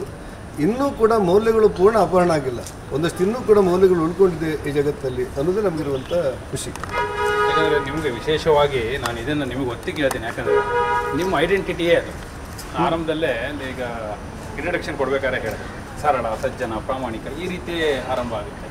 ಬಟ್ ಇಂಥ ಚುನಾವಣೆಯನ್ನು ಎದುರಿಸಬೇಕಾಗಿ ಬಂದಾಗ ನಿಮ್ಮ ಆತ್ಮಸಾಕ್ಷಿಗೆ ನೀವು ಒಂದು ಸತಿ ಕೇಳ್ಕೊತಿರಲ್ಲ, ಸರ್ ನನಗಿದು ಬೇಕಾ, ಏನು ಅನಿಸ್ದಾಗ ನಿಮ್ಮ ಆತ್ಮಸಾಕ್ಷಿ ಏನು? ನನ್ನ ಆತ್ಮಸಾಕ್ಷಿ ನನಗೆ ಬೇಕಾ ಅಂತ ಪ್ರಶ್ನೆ ಮಾಡಿದಾಗ ನನ್ನ ಆತ್ಮಸಾಕ್ಷಿ ಹೇಳ್ತು, ಬೇರೆ ಯಾರಿಗೂ ಬೇಕಾದ್ರೆ ನಿಂಗೆ ಯಾಕೆ ಬೇಡ ಅಂತೇಳಿ. ಉದಾಹರಣೆಗೆ ಈ ಚುನಾವಣೆಗಳಿಂದ ಒಂದಷ್ಟು ಸಾಮಾಜಿಕವಾದಂಥ ಕೆಲಸಗಳನ್ನು ಮಾಡಲಿಕ್ಕೆ ಸಾಧ್ಯ ಇದೆ. ನಾನು ಹೇಳಿದೆ ನಿಮಗೆ, ಕೇಂದ್ರ ಸರ್ಕಾರದಲ್ಲಿ ಆಯುಷ್ಮಾನ್ ಭಾರತ್ ಅಂತ ಇದೆ. ಆಯುಷ್ಮಾನ್ ಭಾರತ್ ಅನ್ನೋದು ಬಡವರಿಗೆ ತಲುಪಬೇಕಲ್ಲ, ಅದಕ್ಕೆ ಯಾರೋ ಒಬ್ಬ ಶ್ರಮ ಪಡಬೇಕಲ್ಲ, ಎಲ್ಲವೂ ಹಣದಿಂದಲೇ ಖರೀದಿ ಮಾಡ್ಲಿಕ್ಕೆ ಸಾಧ್ಯವಿಲ್ಲ ಅಂತ ಚರ್ಚೆ ಇದೆ. ನಾನು ಗ್ರಾಮ ಪಂಚಾಯತ್ ಮೂಲಕ MLC ಆದಾಗ ಕರ್ನಾಟಕ ರಾಜ್ಯದಲ್ಲಿರುವಂಥ 93,000 ಜನ ಗ್ರಾಮ ಪಂಚಾಯತ್ ಸದಸ್ಯರಿಗೆ ಗೌರವಧನ ಅಂತ ಇರಲಿಲ್ಲ. ನಾನು ಹೊಸ ಕಲ್ಪನೆಗಳನ್ನು ಕೊಟ್ಟು ಅವತ್ತಿನ ಮುಖ್ಯಮಂತ್ರಿಗಳ ಜೊತೆ ಮಾತಾಡಿ ಪ್ರಥಮ ಬಾರಿಗೆ ಇತಿಹಾಸದಲ್ಲಿ ಕರ್ನಾಟಕ ರಾಜ್ಯದ 93,000 ಜನರಿಗೆ ಗ್ರಾಮ ಪಂಚಾಯತ್ ಸದಸ್ಯರಿಗೆ ಗೌರವಧನವನ್ನು ಹುಟ್ಟುಹಾಕಿದೆ. ಅದು 250 ರೂಪಾಯಿ ಇರೋದು ಇವತ್ತು 2,000 ರೂಪಾಯಿ ಆಗಿಬಿಟ್ಟಿದೆ. ಇನ್ನೂ 3 ಆಗಬೇಕು ಅಂತ ಯೋಚನೆ ಮಾಡುವುದು. ಹೀಗೆ ಅಂದರೆ ಒಂದಿಷ್ಟು ಜನರ ನನಗೆ ಉಚಿತವಾಗಿ ಓಟ್ ಹಾಕಿದವರಿಗೆ ನ್ಯಾಯ ಕೊಡಿಸುವಲ್ಲಿ ನಾನು ಪ್ರಯತ್ನ ಪಟ್ಟಿದ್ದೇನೆ ಅಂತ ನನಗನ್ಸುತ್ತೆ. ಆ ಕಾರಣಕ್ಕೆ ನಾನು ಓಟ್ ಹಾಕಿದವರಿಗೆ ಸಮಾಧಾನ ಇದೆ ಅನ್ನೋದು ನನ್ನ ಭಾವನೆ. ಇರ್ಬೋದು, ಒಂದು ಹಂತದವರೆಗೂ ಇರ್ಬೋದು. ಆದರೆ ನೀವು ನಿಮ್ಮ ಒಂದು ಸೈದ್ಧಾಂತಿಕ ನಿಲುವುಗಳಿರುತ್ತಲ್ಲ, ನೀವು ಬೆಳೆದು ಬಂದ ಒಂದು ನೆಲೆ ಇರುತ್ತಲ್ಲ, ಸಹಜವಾಗಿ ನಿಮಗೆ ನೀವೇ ನನ್ನ ಪ್ರಾಮಾಣಿಕತೆ ಎಲ್ಲರೂ ಪಣ ಇಡ್ತಾ ಇದ್ದೀನ. ಈಗ ಉದಾಹರಣೆಗೆ ನೀವೇ ಕೇಳ್ಕೊಂಡ್ರೆ ನಾನು ಪ್ರಾಮಾಣಿಕನಾಗಿ ಉಳಿದಿದ್ದೇನಾ, ಅಥವಾ ನಾನು ಸರಳ ಸಜ್ಜನ ಅದಾಗಿ ಉಳಿತಾ ಇದ್ದೀನಾ, ಅಥವಾ ಈ ಚುನಾವಣೆಯ ಕಾರಣಕ್ಕಾಗಿ ಅದೆಲ್ಲೋ ಒಂದು ಕಡೆ ಅದಕ್ಕೆ ಚ್ಯುತಿ ಬರ್ತಾ ಇದೆಯಾ? ಸಹಜವಾಗಿ ಅನಿಸುತ್ತಲ್ಲ. ಈಗ 25 ಲಕ್ಷ ರೂಪಾಯಿಯನ್ನ ನನಗೆ ನೆನಪಿರುವಂತೆ MLA ಚುನಾವಣೆ ಖರ್ಚು ಮಾಡಬಹುದು ಅಂತ ಇದ್ರೆ 25 ಖರ್ಚು ಮಾಡಿ ಗೆದ್ದವ್ರು ನೀವು ತೋರಿಸಿ. ಇಲ್ವೇ ಇಲ್ಲ, ಸಾಧ್ಯ ಇಲ್ಲ. ಕೊಡುವಾಗ 25 ಕೊಟ್ಟಿದ್ದಾರೆ, 25 ಕೊಟ್ಟಿದ್ದಾರೆ. ಅದೇ ರೀತಿ ಇವತ್ತು ಇಂತಿಷ್ಟೇ ಅಂತ ಖರ್ಚು ಮಾಡೋದಕ್ಕೆ ಮಿತಿ ಹೊರತು ಅದ್ರ ಆಚೆ ಖರ್ಚು ಮಾಡಿದ್ದೀರಾ ಅಂತ ಕೇಳಿದ್ರೆ ಇಲ್ಲ ಅಂತ ಹೇಳಲಿಕ್ಕೆ ಸಾಧ್ಯ ಇಲ್ಲ. ಎಲ್ಲಿಂದ ಬಂತು ಅನ್ನೋ ಚರ್ಚೆ. ಕಾರಣಕ್ಕೆ ಅದು ಕೂಡ ಒಂದು ಭ್ರಷ್ಟಾಚಾರದ ಮೂಲದಲ್ಲಿ ಬಂದಿದ್ರೆ ತಪ್ಪು. ಅದು ಒಂದಷ್ಟು ಸಂಗ್ರಹ ಮಾಡಿದಾಗ ಯಾವ ಅಪೇಕ್ಷೆಗಳು ಇಲ್ಲದೆ ಒಬ್ಬ ತನಗೊಂದಿಷ್ಟು ಸಹಾಯ ಮಾಡಿರ್ತಾನೆ. ಅದು ಅವನ ದೇಶಕ್ಕೋಸ್ಕರ ಅಂದರೆ, ನನಗೋಸ್ಕರ ಅಂದರೆ ಅದನ್ನು ತಪ್ಪು ಅಂತ ಹೇಳಲಿಕ್ಕೆ ಸಾಧ್ಯ ಇಲ್ಲ ಅಂತ ಅನಿಸುತ್ತೆ ನನಗೆ. ಈ ಕಾರಣಕ್ಕೆ ಸಂಗ್ರಹ ಮಾಡಿದ ಮೂಲಕವೂ ಸಾರ್ವಜನಿಕ ದೇಣಿಗೆ ಮೂಲಕವೂ ಸಂಗ್ರಹ ಮಾಡಿರುವಂಥ ಹಣವನ್ನು ಒಬ್ಬ ವ್ಯಕ್ತಿ ಖರ್ಚು ಮಾಡಿದ್ದಾನೆ ಅಂತ ಆದರೆ ಅವನು ಅದನ್ನು ಅವರ ಅಪೇಕ್ಷೆ ಪಟ್ಟದ್ದು ತಪ್ಪು. ಅಪೇಕ್ಷೆ ಇಲ್ಲದೆ ಕೊಟ್ಟು ತಗೊಂಡದ್ದೇನು ತಪ್ಪು ಅಂತ ಅನಿಸಿಲ್ಲ ಸಾರ್ವಜನಿಕ ಜೀವನದಲ್ಲಿ. ಆದರೆ ಅದು ಮಿತಿಯೊಳಗಿರಬೇಕು ಅಂತ. ಸರಿ ಇದೆ. ಅದ್ರ ಜೊತೆಗೆ ನಾವು ಐಡಿಯಾಲಜಿಕಲ್ ಡಿಸ್ಕಷನಿಗೆ ಬರೋದಾದರೆ ಕನಿಷ್ಠ ಕರಾವಳಿಯಲ್ಲಿ ಐಡಿಯಾಲಜಿಕಲಿ ನಾವೇನು ನೋಡ್ತಾ ಇದ್ದೀವಿ, ವರ್ಟಿಕಲ್ ಡಿವಿಷನ್ ನೋಡ್ತಾ ಇದ್ದೀವಿ ಕರಾವಳಿಯಲ್ಲಿ, ಹೌದಾ? ಹೀಗಿರುವಾಗ ಈ ಸೈದ್ಧಾಂತಿಕವಾದಂಥ ವೈರುಧ್ಯಗಳ ನಡುವೆ ನೀವು ಆ ಕಡೆ ಉಡುಪಿ, ಈ ಕಡೆ ಚಿಕ್ಕಮಗಳೂರು, ಎರಡೂ ಕಡೆ ಈ ಚುನಾವಣೆಯಲ್ಲಿ ನೋಡಿದ್ದೇನು? ಇಲ್ಲ, ನಾವು ಅಭಿವೃದ್ಧಿ ಮತ್ತು ಹಿಂದುತ್ವವನ್ನು ಇಟ್ಟುಕೊಂಡು ಚುನಾವಣೆ ಎದುರಿಸಿದ್ದೇನೆ ಅಂತ ಹೇಳಿದೆ ನಾನು. ಯಾರಾದರೂ ಅಭಿವೃದ್ಧಿ ಮಾಡಿದ್ದಾರೆ? ಕೋಟ ಶ್ರೀನಿವಾಸ ಪೂಜಾರಿ 3 ಸಾರಿ ಮಂತ್ರಿಯಾಗಿ 2 ಸಾರಿ ವಿರೋಧ ಪಕ್ಷ ನಾಯಕನಾಗಿ ಜನರ ಪರವಾಗಿ ಕೆಲಸ ಮಾಡಿದ್ದನ್ನು ಅಂಕೆ ಸಂಖ್ಯೆಗಳನ್ನು ತೆಗೆದರೆ ಯಾರೂ ನಿರಾಕರಿಸಲಾಗದಷ್ಟು ಅಭಿವೃದ್ಧಿಯನ್ನು ನಾನು ಮಾಡಿದ್ದೇನೆ ಅಂತ ಅನಿಸುತ್ತೆ. ಮೀನುಗಾರಿಕೆ ಮಂತ್ರಿಯಾಗಿ 1 ವರ್ಷ ಇದ್ದೆ. 181 ಕೋಟಿ ರೂಪಾಯಿ ಯಜಮಾನ ಬಂಧನ ನಿರ್ಮಾಣ ಮಾಡಿದೆ ನಾನು. 22,000 ಮಹಿಳೆಯರಿಗೆ ಸಾಲ ಮನ್ನಾ ಮಾಡಿದೆ ಅಂತ ಹೇಳಿದ್ದು ಸಣ್ಣ ಕೆಲಸ ಏನಲ್ಲ. ನಮ್ಮ ಸಮಾಜ ಕಲ್ಯಾಣ ಇಲಾಖೆಯಲ್ಲಿ ನಾನು ಮಂತ್ರಿಯಾಗಿದ್ದೆ. ಆ ಸಂದರ್ಭದಲ್ಲಿ ಪ್ರಥಮ ಬಾರಿಗೆ ಸ್ವಾತಂತ್ರ್ಯ ನಂತರ ಇಲ್ಲಿಯವರೆಗೆ ಪರಿಶಿಷ್ಟ ಜಾತಿ ಪರಿಶಿಷ್ಟ ಪಂಗಡದವರಿಗೆ ಮೀಸಲಾತಿಯನ್ನು ಹೆಚ್ಚು ಮಾಡಿದ ಉದಾಹರಣೆಗಳಿಲ್ಲ. ನಾನು ಸಮಾಜ ಕಲ್ಯಾಣದ ಮಂತ್ರಿಯಾಗಿದ್ದಾಗ ಮಾಡಿದ್ದೆ ಅಂತ ಹೇಳಲಿಕ್ಕೆ ಒಂದು ನನಗೆ ಸಮಾಧಾನ ಇದೆ. ಅದೇ ರೀತಿ ನಾನು ಹಿಂದುಳಿದ ವರ್ಗದ ಮಂತ್ರಿಯಾಗಿದ್ದಾಗ ಮಾಡಿರುವಂಥ ಕೆಲಸಗಳ ಬಗ್ಗೆ ನನಗೆ ಸಮಾಧಾನ ಇದೆ. ಹೀಗೆ ಧಾರ್ಮಿಕ ದತ್ತಿ ಮಂತ್ರಿಯಾಗಿದ್ದಾಗ ನಾನು ಮಾಡಿದಂಥ ಸ್ವತಂತ್ರವಂತ ಸಪ್ತಪದಿ ಯೋಜನೆ ನನಗೆ ಸಮಾಧಾನ ಇದೆ. ಒಂದು ಕಡೆಯಲ್ಲಿ ನಾನು ಮಾಡಿರುವಂಥ ಅಭಿವೃದ್ಧಿಗಳು, ಮತ್ತೊಂದು ಕಡೆಯಲ್ಲಿ ರಾಷ್ಟ್ರೀಯತೆಯನ್ನು ಇಟ್ಟುಕೊಂಡು ನಾವು ಚುನಾವಣೆಯನ್ನು ಎದುರಿಸಿದ್ದೇವೆ ಅಂತ ಹೇಳುವಾಗ ಸೈದ್ಧಾಂತಿಕ ವಿಚಾರದಲ್ಲಿ ನನ್ನ ಸಂಘರ್ಷಗಳು ಬರಲಿಲ್ಲ ಅಂತ ಅನಿಸುತ್ತೆ ನನಗೆ. ಯಾಕೆಂದರೆ ನಾನು ಯಾಕೆ ಹೇಳ್ತೀನಿ ಅಂದರೆ, ಈಗ ನೀವೆಲ್ಲ ಒಂದು ಹಿನ್ನೆಲೆಯಿಂದ ಬಂದಂಥವ್ರು, ಈಗ ಸಂಘ, RSS ಒಂದು ಸೈದ್ಧಾಂತಿಕ ಹಿನ್ನೆಲೆಯಿಂದಲೇ ಬೆಳೆದು ಬಂದಂಥವ್ರು. ನೀವು ರಾಜಕಾರಣಕ್ಕೆ ಬರುವವರನ್ನು ನೋಡಿ. ಈಗ ಸ್ವಾತಂತ್ರ್ಯ ಪೂರ್ವದಲ್ಲಿ ಸ್ವಾತಂತ್ರ್ಯ ಬರಬೇಕು, ನಮ್ಮ ದೇಶಕ್ಕೆ ಸ್ವಾತಂತ್ರ್ಯ ಬೇಕು, ಅದೊಂದೇ ಕಾರಣಕ್ಕೆ ಸಾಮಾಜಿಕ ಹೋರಾಟಕ್ಕೆ, ರಾಜಕೀಯ ಹೋರಾಟಕ್ಕೆ ಧುಮುಕ್ತಾ ಇದ್ರು. ಅದಾದ ನಂತರ ತುರ್ತು ಪರಿಸ್ಥಿತಿಯ ವಿರುದ್ಧ ಒಂದು ಪೀಳಿಗೆ ಬಂತು. ಆದರೆ ಈಗ ಬರ್ತಾ ಇದ್ದಾರಲ್ಲ ರಾಜಕಾರಣಕ್ಕೆ, ಯಾವ ಕಾರಣಕ್ಕೆ ಬರಬೇಕು, ಅಥವಾ ನಾವೇನು ಅಂದ್ಕೋತಾ ಇದ್ವಿ ಆದರ್ಶ, ಒಂದು ತತ್ವ ಆದರ್ಶ, ಆ ಹಿನ್ನೆಲೆಯಲ್ಲಿ ಬರ್ತಾ ಇದ್ದಾರೆ ರಾಜಕಾರಣಕ್ಕೆ. ಈಗ ಜಗನ್ನಾಥರಾವ್ ಜೋಶಿಯವರು ಕರ್ನಾಟಕದ ವಿಧಾನಸೌಧದಲ್ಲಿ ಶಾಸಕರನ್ನು ಉದ್ದೇಶಿಸಿ ಮಾತಾಡೋದು ಒಂದು ಮಾತಾಡೋದು. ನಮಗಿಂತ ಯೋಗ್ಯರು, ನಮಗಿಂತ ಪ್ರಾಮಾಣಿಕರು, ನಮಗಿಂತ ನಿಷ್ಠಾವಂತರು ಕೋಟ್ಯಾಂತರ ಜನ ಇದ್ದಾರೆ. ಅದೃಷ್ಟ ರೇಖೆ ಸರಿಯೋದ್ರಿಂದ ನಾವು ಒಳಗಿದ್ದೇವೆ ಅಂತ ಹೇಳಿ ಇದು ಅಪರೂಪಕ್ಕೆ ಸಿಕ್ಕುವಂಥ ಅವಕಾಶ. ಇದು ಜನಹಿತಕ್ಕಾಗಿ ಜನಮತವನ್ನು ಹಾಕುವಂಥದ್ದು ಈ ಪ್ರಜಾಪ್ರಭುತ್ವ ವ್ಯವಸ್ಥೆಯಲ್ಲಿರುವಂಥ ಒಂದು ಅಂಶ. ಸ್ವಾತಂತ್ರ್ಯದಿಂದ ಇಲ್ಲಿಯವರೆಗೂ ಕೂಡ ಇತ್ತೀಚಿನ ವರ್ಷಗಳಿಗೂ ಕೂಡ ಈ ರಾಜಕಾರಣ ಅನ್ನೋದು ಒಂದು ಹೊರತಾಗಿದ್ದಂಥ ದಿನಗಳಿತ್ತು. ರಾಜಕಾರಣ ಅಂದರೆ ವ್ರತ ಅಂತ ಇದ್ದದ್ದು ಇತ್ತು. ಈಚೆಗೆ ನೀವು ಹೇಳಿದಂತೆ ರಾಜಕಾರಣ ಒಂದು ವೃತ್ತಿಯಾದದ್ದು. ಹೌದು. ಇವೆರಡರ ಮಧ್ಯೆ ತುಲನೆ ಮಾಡಿಕೊಂಡು ನಾವು ವ್ರತವಾಗಿ ಸ್ವೀಕಾರ ಮಾಡಿದರೆ ಜನ ಎಷ್ಟು ಸ್ವೀಕಾರ ಮಾಡ್ತಾರೆ, ವ್ರತವಾಗಿ ಸ್ವೀಕಾರ ಮಾಡಿದರೆ ಸಮಾಜ ಎಷ್ಟು ಸ್ವೀಕಾರ ಮಾಡ್ತಾರೆ, ಹಾಗಂತ ನಮ್ಮ ವ್ರತ ಕೆಡದೆ ರಾಜಕಾರಣ ಮಾಡೋದು ಹೇಗೆ ಅಂತ ಎನ್ನುವಂಥ ಚರ್ಚೆಯ ಮಧ್ಯೆ ನಾವು ಹೆಜ್ಜೆ ನೀಡಬೇಕಾದಂಥ ಅನಿವಾರ್ಯತೆಗಳಿದೆ. ಹಿಂದಿನ ವ್ರತ ಅಂತ ತಿಳ್ಕೊಂಡಂಥ ರಾಜಕಾರಣಕ್ಕೂ ಇವತ್ತಿನ ವೃತ್ತಿ ಅಂತ ತಿಳ್ಕೊಂಡಂಥ ರಾಜಕಾರಣಕ್ಕೂ ಅಜಗಜಾಂತರ ವ್ಯತ್ಯಾಸ ಇರುವಾಗ ರಾಜಕಾರಣವನ್ನು ವೃತ್ತಿಯಾಗಿ ಮಾಡಿಕೊಂಡು ಕೆಲವರು ಬಂದಿದ್ದು ಸತ್ಯ. ಆದರೆ ಪೂರ್ಣ ಕೆಟ್ಟೋಗಿಲ್ಲ ಅನ್ನೋದು ನನಗನ್ಸುವಂಥದ್ದು. ಅಲ್ಲ, ಬರೀ ವೃತ್ತಿಯಾಗಿ ಮಾಡ್ಕೊಂಡ್ರೆ ಪರವಾಗಿಲ್ಲ, ಇದನ್ನ ಉದ್ಯಮವಾಗಿಯೋ ಲಾಭದಾಯಕ ಹುದ್ದೆಯಾಗಿಯೋ ಆಮೇಲೆ ಒಂದು ರೀತಿ ದುಡ್ಡು ಮಾಡಲಿಕ್ಕೆ ಒಂದು ಪೊಸಿಷನ್, ಒಂದು ಸ್ಟೇಟಸ್ ಅನ್ನೋ ರೀತಿ ನೋಡುವ ಕಾಲಘಟ್ಟದಲ್ಲಿ ನಾವಿದ್ದೀವಲ್ಲ, ಅದು ವಿಪರ್ಯಾಸ, ಅದು ದುರಂತ ಅಂತ ಅನ್ಸೋದಿಲ್ಲ ನಮಗೆ. ಈಗ ಏನು ಪೀಳಿಗೆ ಬರ್ತಿದ್ದಾರೆ, ಯಾವ ಆದರ್ಶದೊಂದಿಗೆ ರಾಜಕಾರಣ ಬರ್ತಾ ಇದ್ದಾರೆ, ಅದಕ್ಕೆ ಕೇಳಿದ್ ನಾನು. ಹೌದು, ಈಗ ಬರ್ತಾ ಇರೋದು ಮಂತ್ರಿ ಮಗ ಅನ್ನೋ ಕಾರಣಕ್ಕೆ ಒಬ್ಬ ಮಂತ್ರಿ ಆಗ್ಲಿಕ್ಕೆ ಹೊರಟಿರ್ತಾನೆ, MP ಮಗ ಅನ್ನುವ ಕಾರಣಕ್ಕೆ ಮತ್ತೊಬ್ಬ MP ಆಗ್ಲಿಕ್ಕೆ ಹೊರಟಿರ್ತಾನೆ. ಇದನ್ನ ಈ ಪ್ರಜಾಪ್ರಭುತ್ವ ವ್ಯವಸ್ಥೆಯಲ್ಲಿ ಈಗಿರೋ ಸ್ಥಿತಿಯಲ್ಲಿ ತಡೆಯಲಿಕ್ಕೆ ಸಾಧ್ಯ ಇಲ್ಲ. ಈಗಿರೋ ಸ್ಥಿತಿಯಲ್ಲಿ ಅದನ್ನು ಸಹಿಸಿಕೊಳ್ಬೇಕು, ಸಹಿಸಿಕೊಂಡೇ ಸರಿಪಡಿಸಬೇಕಾದಂಥ ಅವಶ್ಯಕತೆಗಳಿದೆ ಅಂತ ನನಗೆ ಅನಿಸುವಂಥ ರೀತಿಗಳು. ಈಗ ಮೇಲ್ಮನೆಯಲ್ಲೋ ಕೆಳಮನೆಯಲ್ಲೋ ಆಗುವಂಥ ಚರ್ಚೆಗಳು, ಅದರ ಮೌಲ್ಯಗಳು, ಅದರ ಗುಣಮಟ್ಟಗಳು, ಅದರ ಉದ್ದೇಶಗಳು, ಅದರಲ್ಲಿರುವಂಥ ಸಾರ್ಥಕತೆಗಳು ಇವತ್ತು ಇದೆಯಾ ಕೇಳಿದ್ರೆ ಕಡಿಮೆ ಆಗ್ತಾ ಬರ್ತಾಯಿದೆ. ಅದು ಬೇರೆ ಬೇರೆ ಕಾರಣಕ್ಕೆ ಇರ್ಬೋದು. ಒಬ್ಬನಿಗೆ ನೀವು ಸ್ವಾರ್ಥರಹಿತವಾಗಿ ಒಬ್ಬನ ಯೋಗ್ಯತೆಯನ್ನೇ ನೋಡಿ ಮತ ಹಾಕುವಂಥ ಕಾಲಗಳು ಇದ್ದೂ ಕೂಡ ಅಂಥ ಪ್ರಮಾಣದಲ್ಲೇ ಫಲಿತಾಂಶಗಳು ಬಂದರೆ ಅವನು ಕಟ್ಟಾಕ್ಬೋದು. ಆದರೆ ಲಾಭಾಕಾಂಕ್ಷೆಯಿಂದ ಯಾವುದೋ ಒಂದು ಉದ್ದೇಶದಿಂದ ಒಬ್ಬ ವ್ಯಕ್ತಿ ಆಯ್ಕೆಯಾಗಿ ಬಂದರೆ, ಒಂದು ಜಾತಿ ಹೆಸರಲ್ಲೋ ಮತ್ತೊಂದು ಹಣಬಂದ ಹೆಸರು ಆಯ್ಕೆಯಾಗಿ ಬಂದರೆ ಅವನಿಗೆ ನಿರೀಕ್ಷೆ ಮಾಡೋದು ಸುಲಭ ಅಲ್ಲ. ಯಾಕಂದರೆ ಓಟ್ ಹಾಕುವಾಗಲೇ ಗೊತ್ತಿತ್ತು ಯೋಗಿನ ಅಂತ ಓಟ್ ಹಾಕುವಾಗಲೇ ಜನರಿಗೆ ಗೊತ್ತಿರುತ್ತೆ. ಇದ್ರ ಮಧ್ಯೆ ಚುನಾವಣೆ ನಡೆಯುತ್ತೆ. ಪ್ರಜಾಪ್ರಭುತ್ವದಲ್ಲಿ ಇದನ್ನು ಸ್ವೀಕಾರ ಮಾಡದೆ ಬೇರೆ ದಾರಿ ಇಲ್ಲ. ಇದ್ದುಕೊಂಡೇ ಸ್ವಲ್ಪ ಏನಾದರೂ ಸರಿಪಡಿಸಿದ್ರೆ ಒಳ್ಳೆಯದು ಅಂತ ಅನ್ಸೋದು ನನಗೆ. ಯಾಕಂದರೆ ನಾನು ಚರ್ಚೆಯನ್ನು ಸಾಧ್ಯವಾದಷ್ಟು ಈ ಮೌಲ್ಯಾಧಾರಿತ ರಾಜಕಾರಣ ಅನ್ನೋದೇನು ಕಾನ್ಸೆಪ್ಟ್ ಇತ್ತಲ್ಲ, ಆ ದೃಷ್ಟಿಯಿಂದ ತುಲನೆ ಮಾಡ್ತಾ ಇದ್ದೀನಿ. ನೀವೀಗೇನು ಹೇಳಿದ್ರಿ, MP ಮಗ ಅನ್ನೋ ಕಾರಣಕ್ಕೆ MP ಆಗ್ಲಿಕ್ಕೆ ಬರೋದು, ಒಬ್ಬ MLA ಮಗ ಅನ್ನೋ ಕಾರಣಕ್ಕೆ MLA ಆಗ್ಲಿಕ್ಕೆ ಬರುವಂಥದ್ದು, ಇದೆಲ್ಲ ವಂಶ ಪಾರಂಪರ್ಯ ರಾಜಕಾರಣ ಅಂತ ನಾವೇನು ಕರಿತೀವಿ. ನಾನು ಹೇಳ್ತೀನಿ, ಇವತ್ತು ಯಾವ ಪಕ್ಷಕ್ಕೂ ಅದು ಸೀಮಿತ ಆಗಿಲ್ಲ. ಒಂದಲ್ಲ ಒಂದು ಕಡೆ ಎಲ್ಲ ಪಕ್ಷಗಳೂ ಕೂಡ ವಂಶ ಪಾರಂಪರ್ಯ ರಾಜಕಾರಣವನ್ನು ಮುಂದುವರ್ಸ್ಕೊಂಡು ಹೋಗ್ತಾ ಇವೆ. ಆ ದೃಷ್ಟಿಯಿಂದ ನೋಡೋದಾದರೆ, ಯಾಕಂದರೆ ನಾವೆಲ್ಲವೂ ಕೂಡ ಕೇಳ್ತಿದ್ವಿ ಮೋದಿ ಅವ್ರದ್ದು ಒಂದು ಸ್ಟ್ಯಾಂಡರ್ಡ್ ಇದೆ ಅನ್ನೋದು. ಆದರೆ ನಿಮ್ಮ ಪಕ್ಷದಲ್ಲೂ ಕೂಡ ಅದಕ್ಕೊಂದು ಲಿಮಿಟ್ ಬರಲಿಲ್ಲ, ಅದನ್ನು ಮೀರಬೇಕಾಯ್ತು ಆ ರೇಖೆಯನ್ನು ಅನ್ನುವಂಥದ್ದು. ಏನು ಹೇಳ್ತೀರಿ? ಈಗ ವಂಶ ಪಾರಂಪರ್ಯ ಅನ್ನೋ ಪ್ರಶ್ನೆ ಬಂದಾಗ ಒಬ್ಬ ವ್ಯಕ್ತಿ ಪ್ರಧಾನಿ ಆಗಿದ್ದಾನೆ, ಅವನ ಮಗಳು ಪುನಃ ಪ್ರಧಾನಿ ಆಗಬೇಕು, ಅವನ ಮಗಳು ಪುನಃ ಪ್ರಧಾನಿ ಆಗಬೇಕು. ಒಬ್ಬ ವ್ಯಕ್ತಿ ಮುಖ್ಯಮಂತ್ರಿ ಆಗಿದ್ದಾನೆ. ಉದಾಹರಣೆಗೆ ಬಿಹಾರದಲ್ಲಿ ಅಲ್ಲಿರೋ ಮುಖ್ಯಮಂತ್ರಿ ಒಬ್ಬರ ಮೇಲೆ ಆಪಾದನೆ ಬರುತ್ತೆ, ಅವ್ರಿಗೆ ಜೈಲಿಗೆ ಹೋಗಬೇಕಾಗುತ್ತೆ, ಅವರು ತನ್ನ ಹೆಂಡತಿನ ಮುಖ್ಯಮಂತ್ರಿ ಮಾಡಿ ಹೋಗ್ತಾರೆ. ಹಾಗೆ ಇದೆಲ್ಲ ನಡತೆಗಳಿರುತ್ತೆ. ಆದರೆ ಇವತ್ತಿನ ಒಟ್ಟು ರಾಜಕಾರಣವನ್ನು ನೀವು ನೋಡಿದಾಗ ಈ 10 ವರ್ಷಗಳಲ್ಲಿ ನರೇಂದ್ರ ಮೋದಿಯವರು ಎಲ್ಲಿಂದ ಬಂದರು, ಹೇಗಾದರು, ಯಾವ ರೀತಿ ಆಡಳಿತ ನಡೆಸಿದರು, ಹೇಗೆ ಪ್ರಧಾನಮಂತ್ರಿ ಆದರು ಅನ್ನೋದು ಲೋಕಗಂಡಂಥ ವಿಚಾರಗಳು. ಅವರ ಆಡಳಿತದಲ್ಲಿ ವಂಶ ಪಾರಂಪರ್ಯಕ್ಕೆ 75, 80, 90% ಬ್ರೇಕ್ ಬಿದ್ದಿದೆ ಅಂತ ನಂಗೆ ಅನಿಸುತ್ತೆ.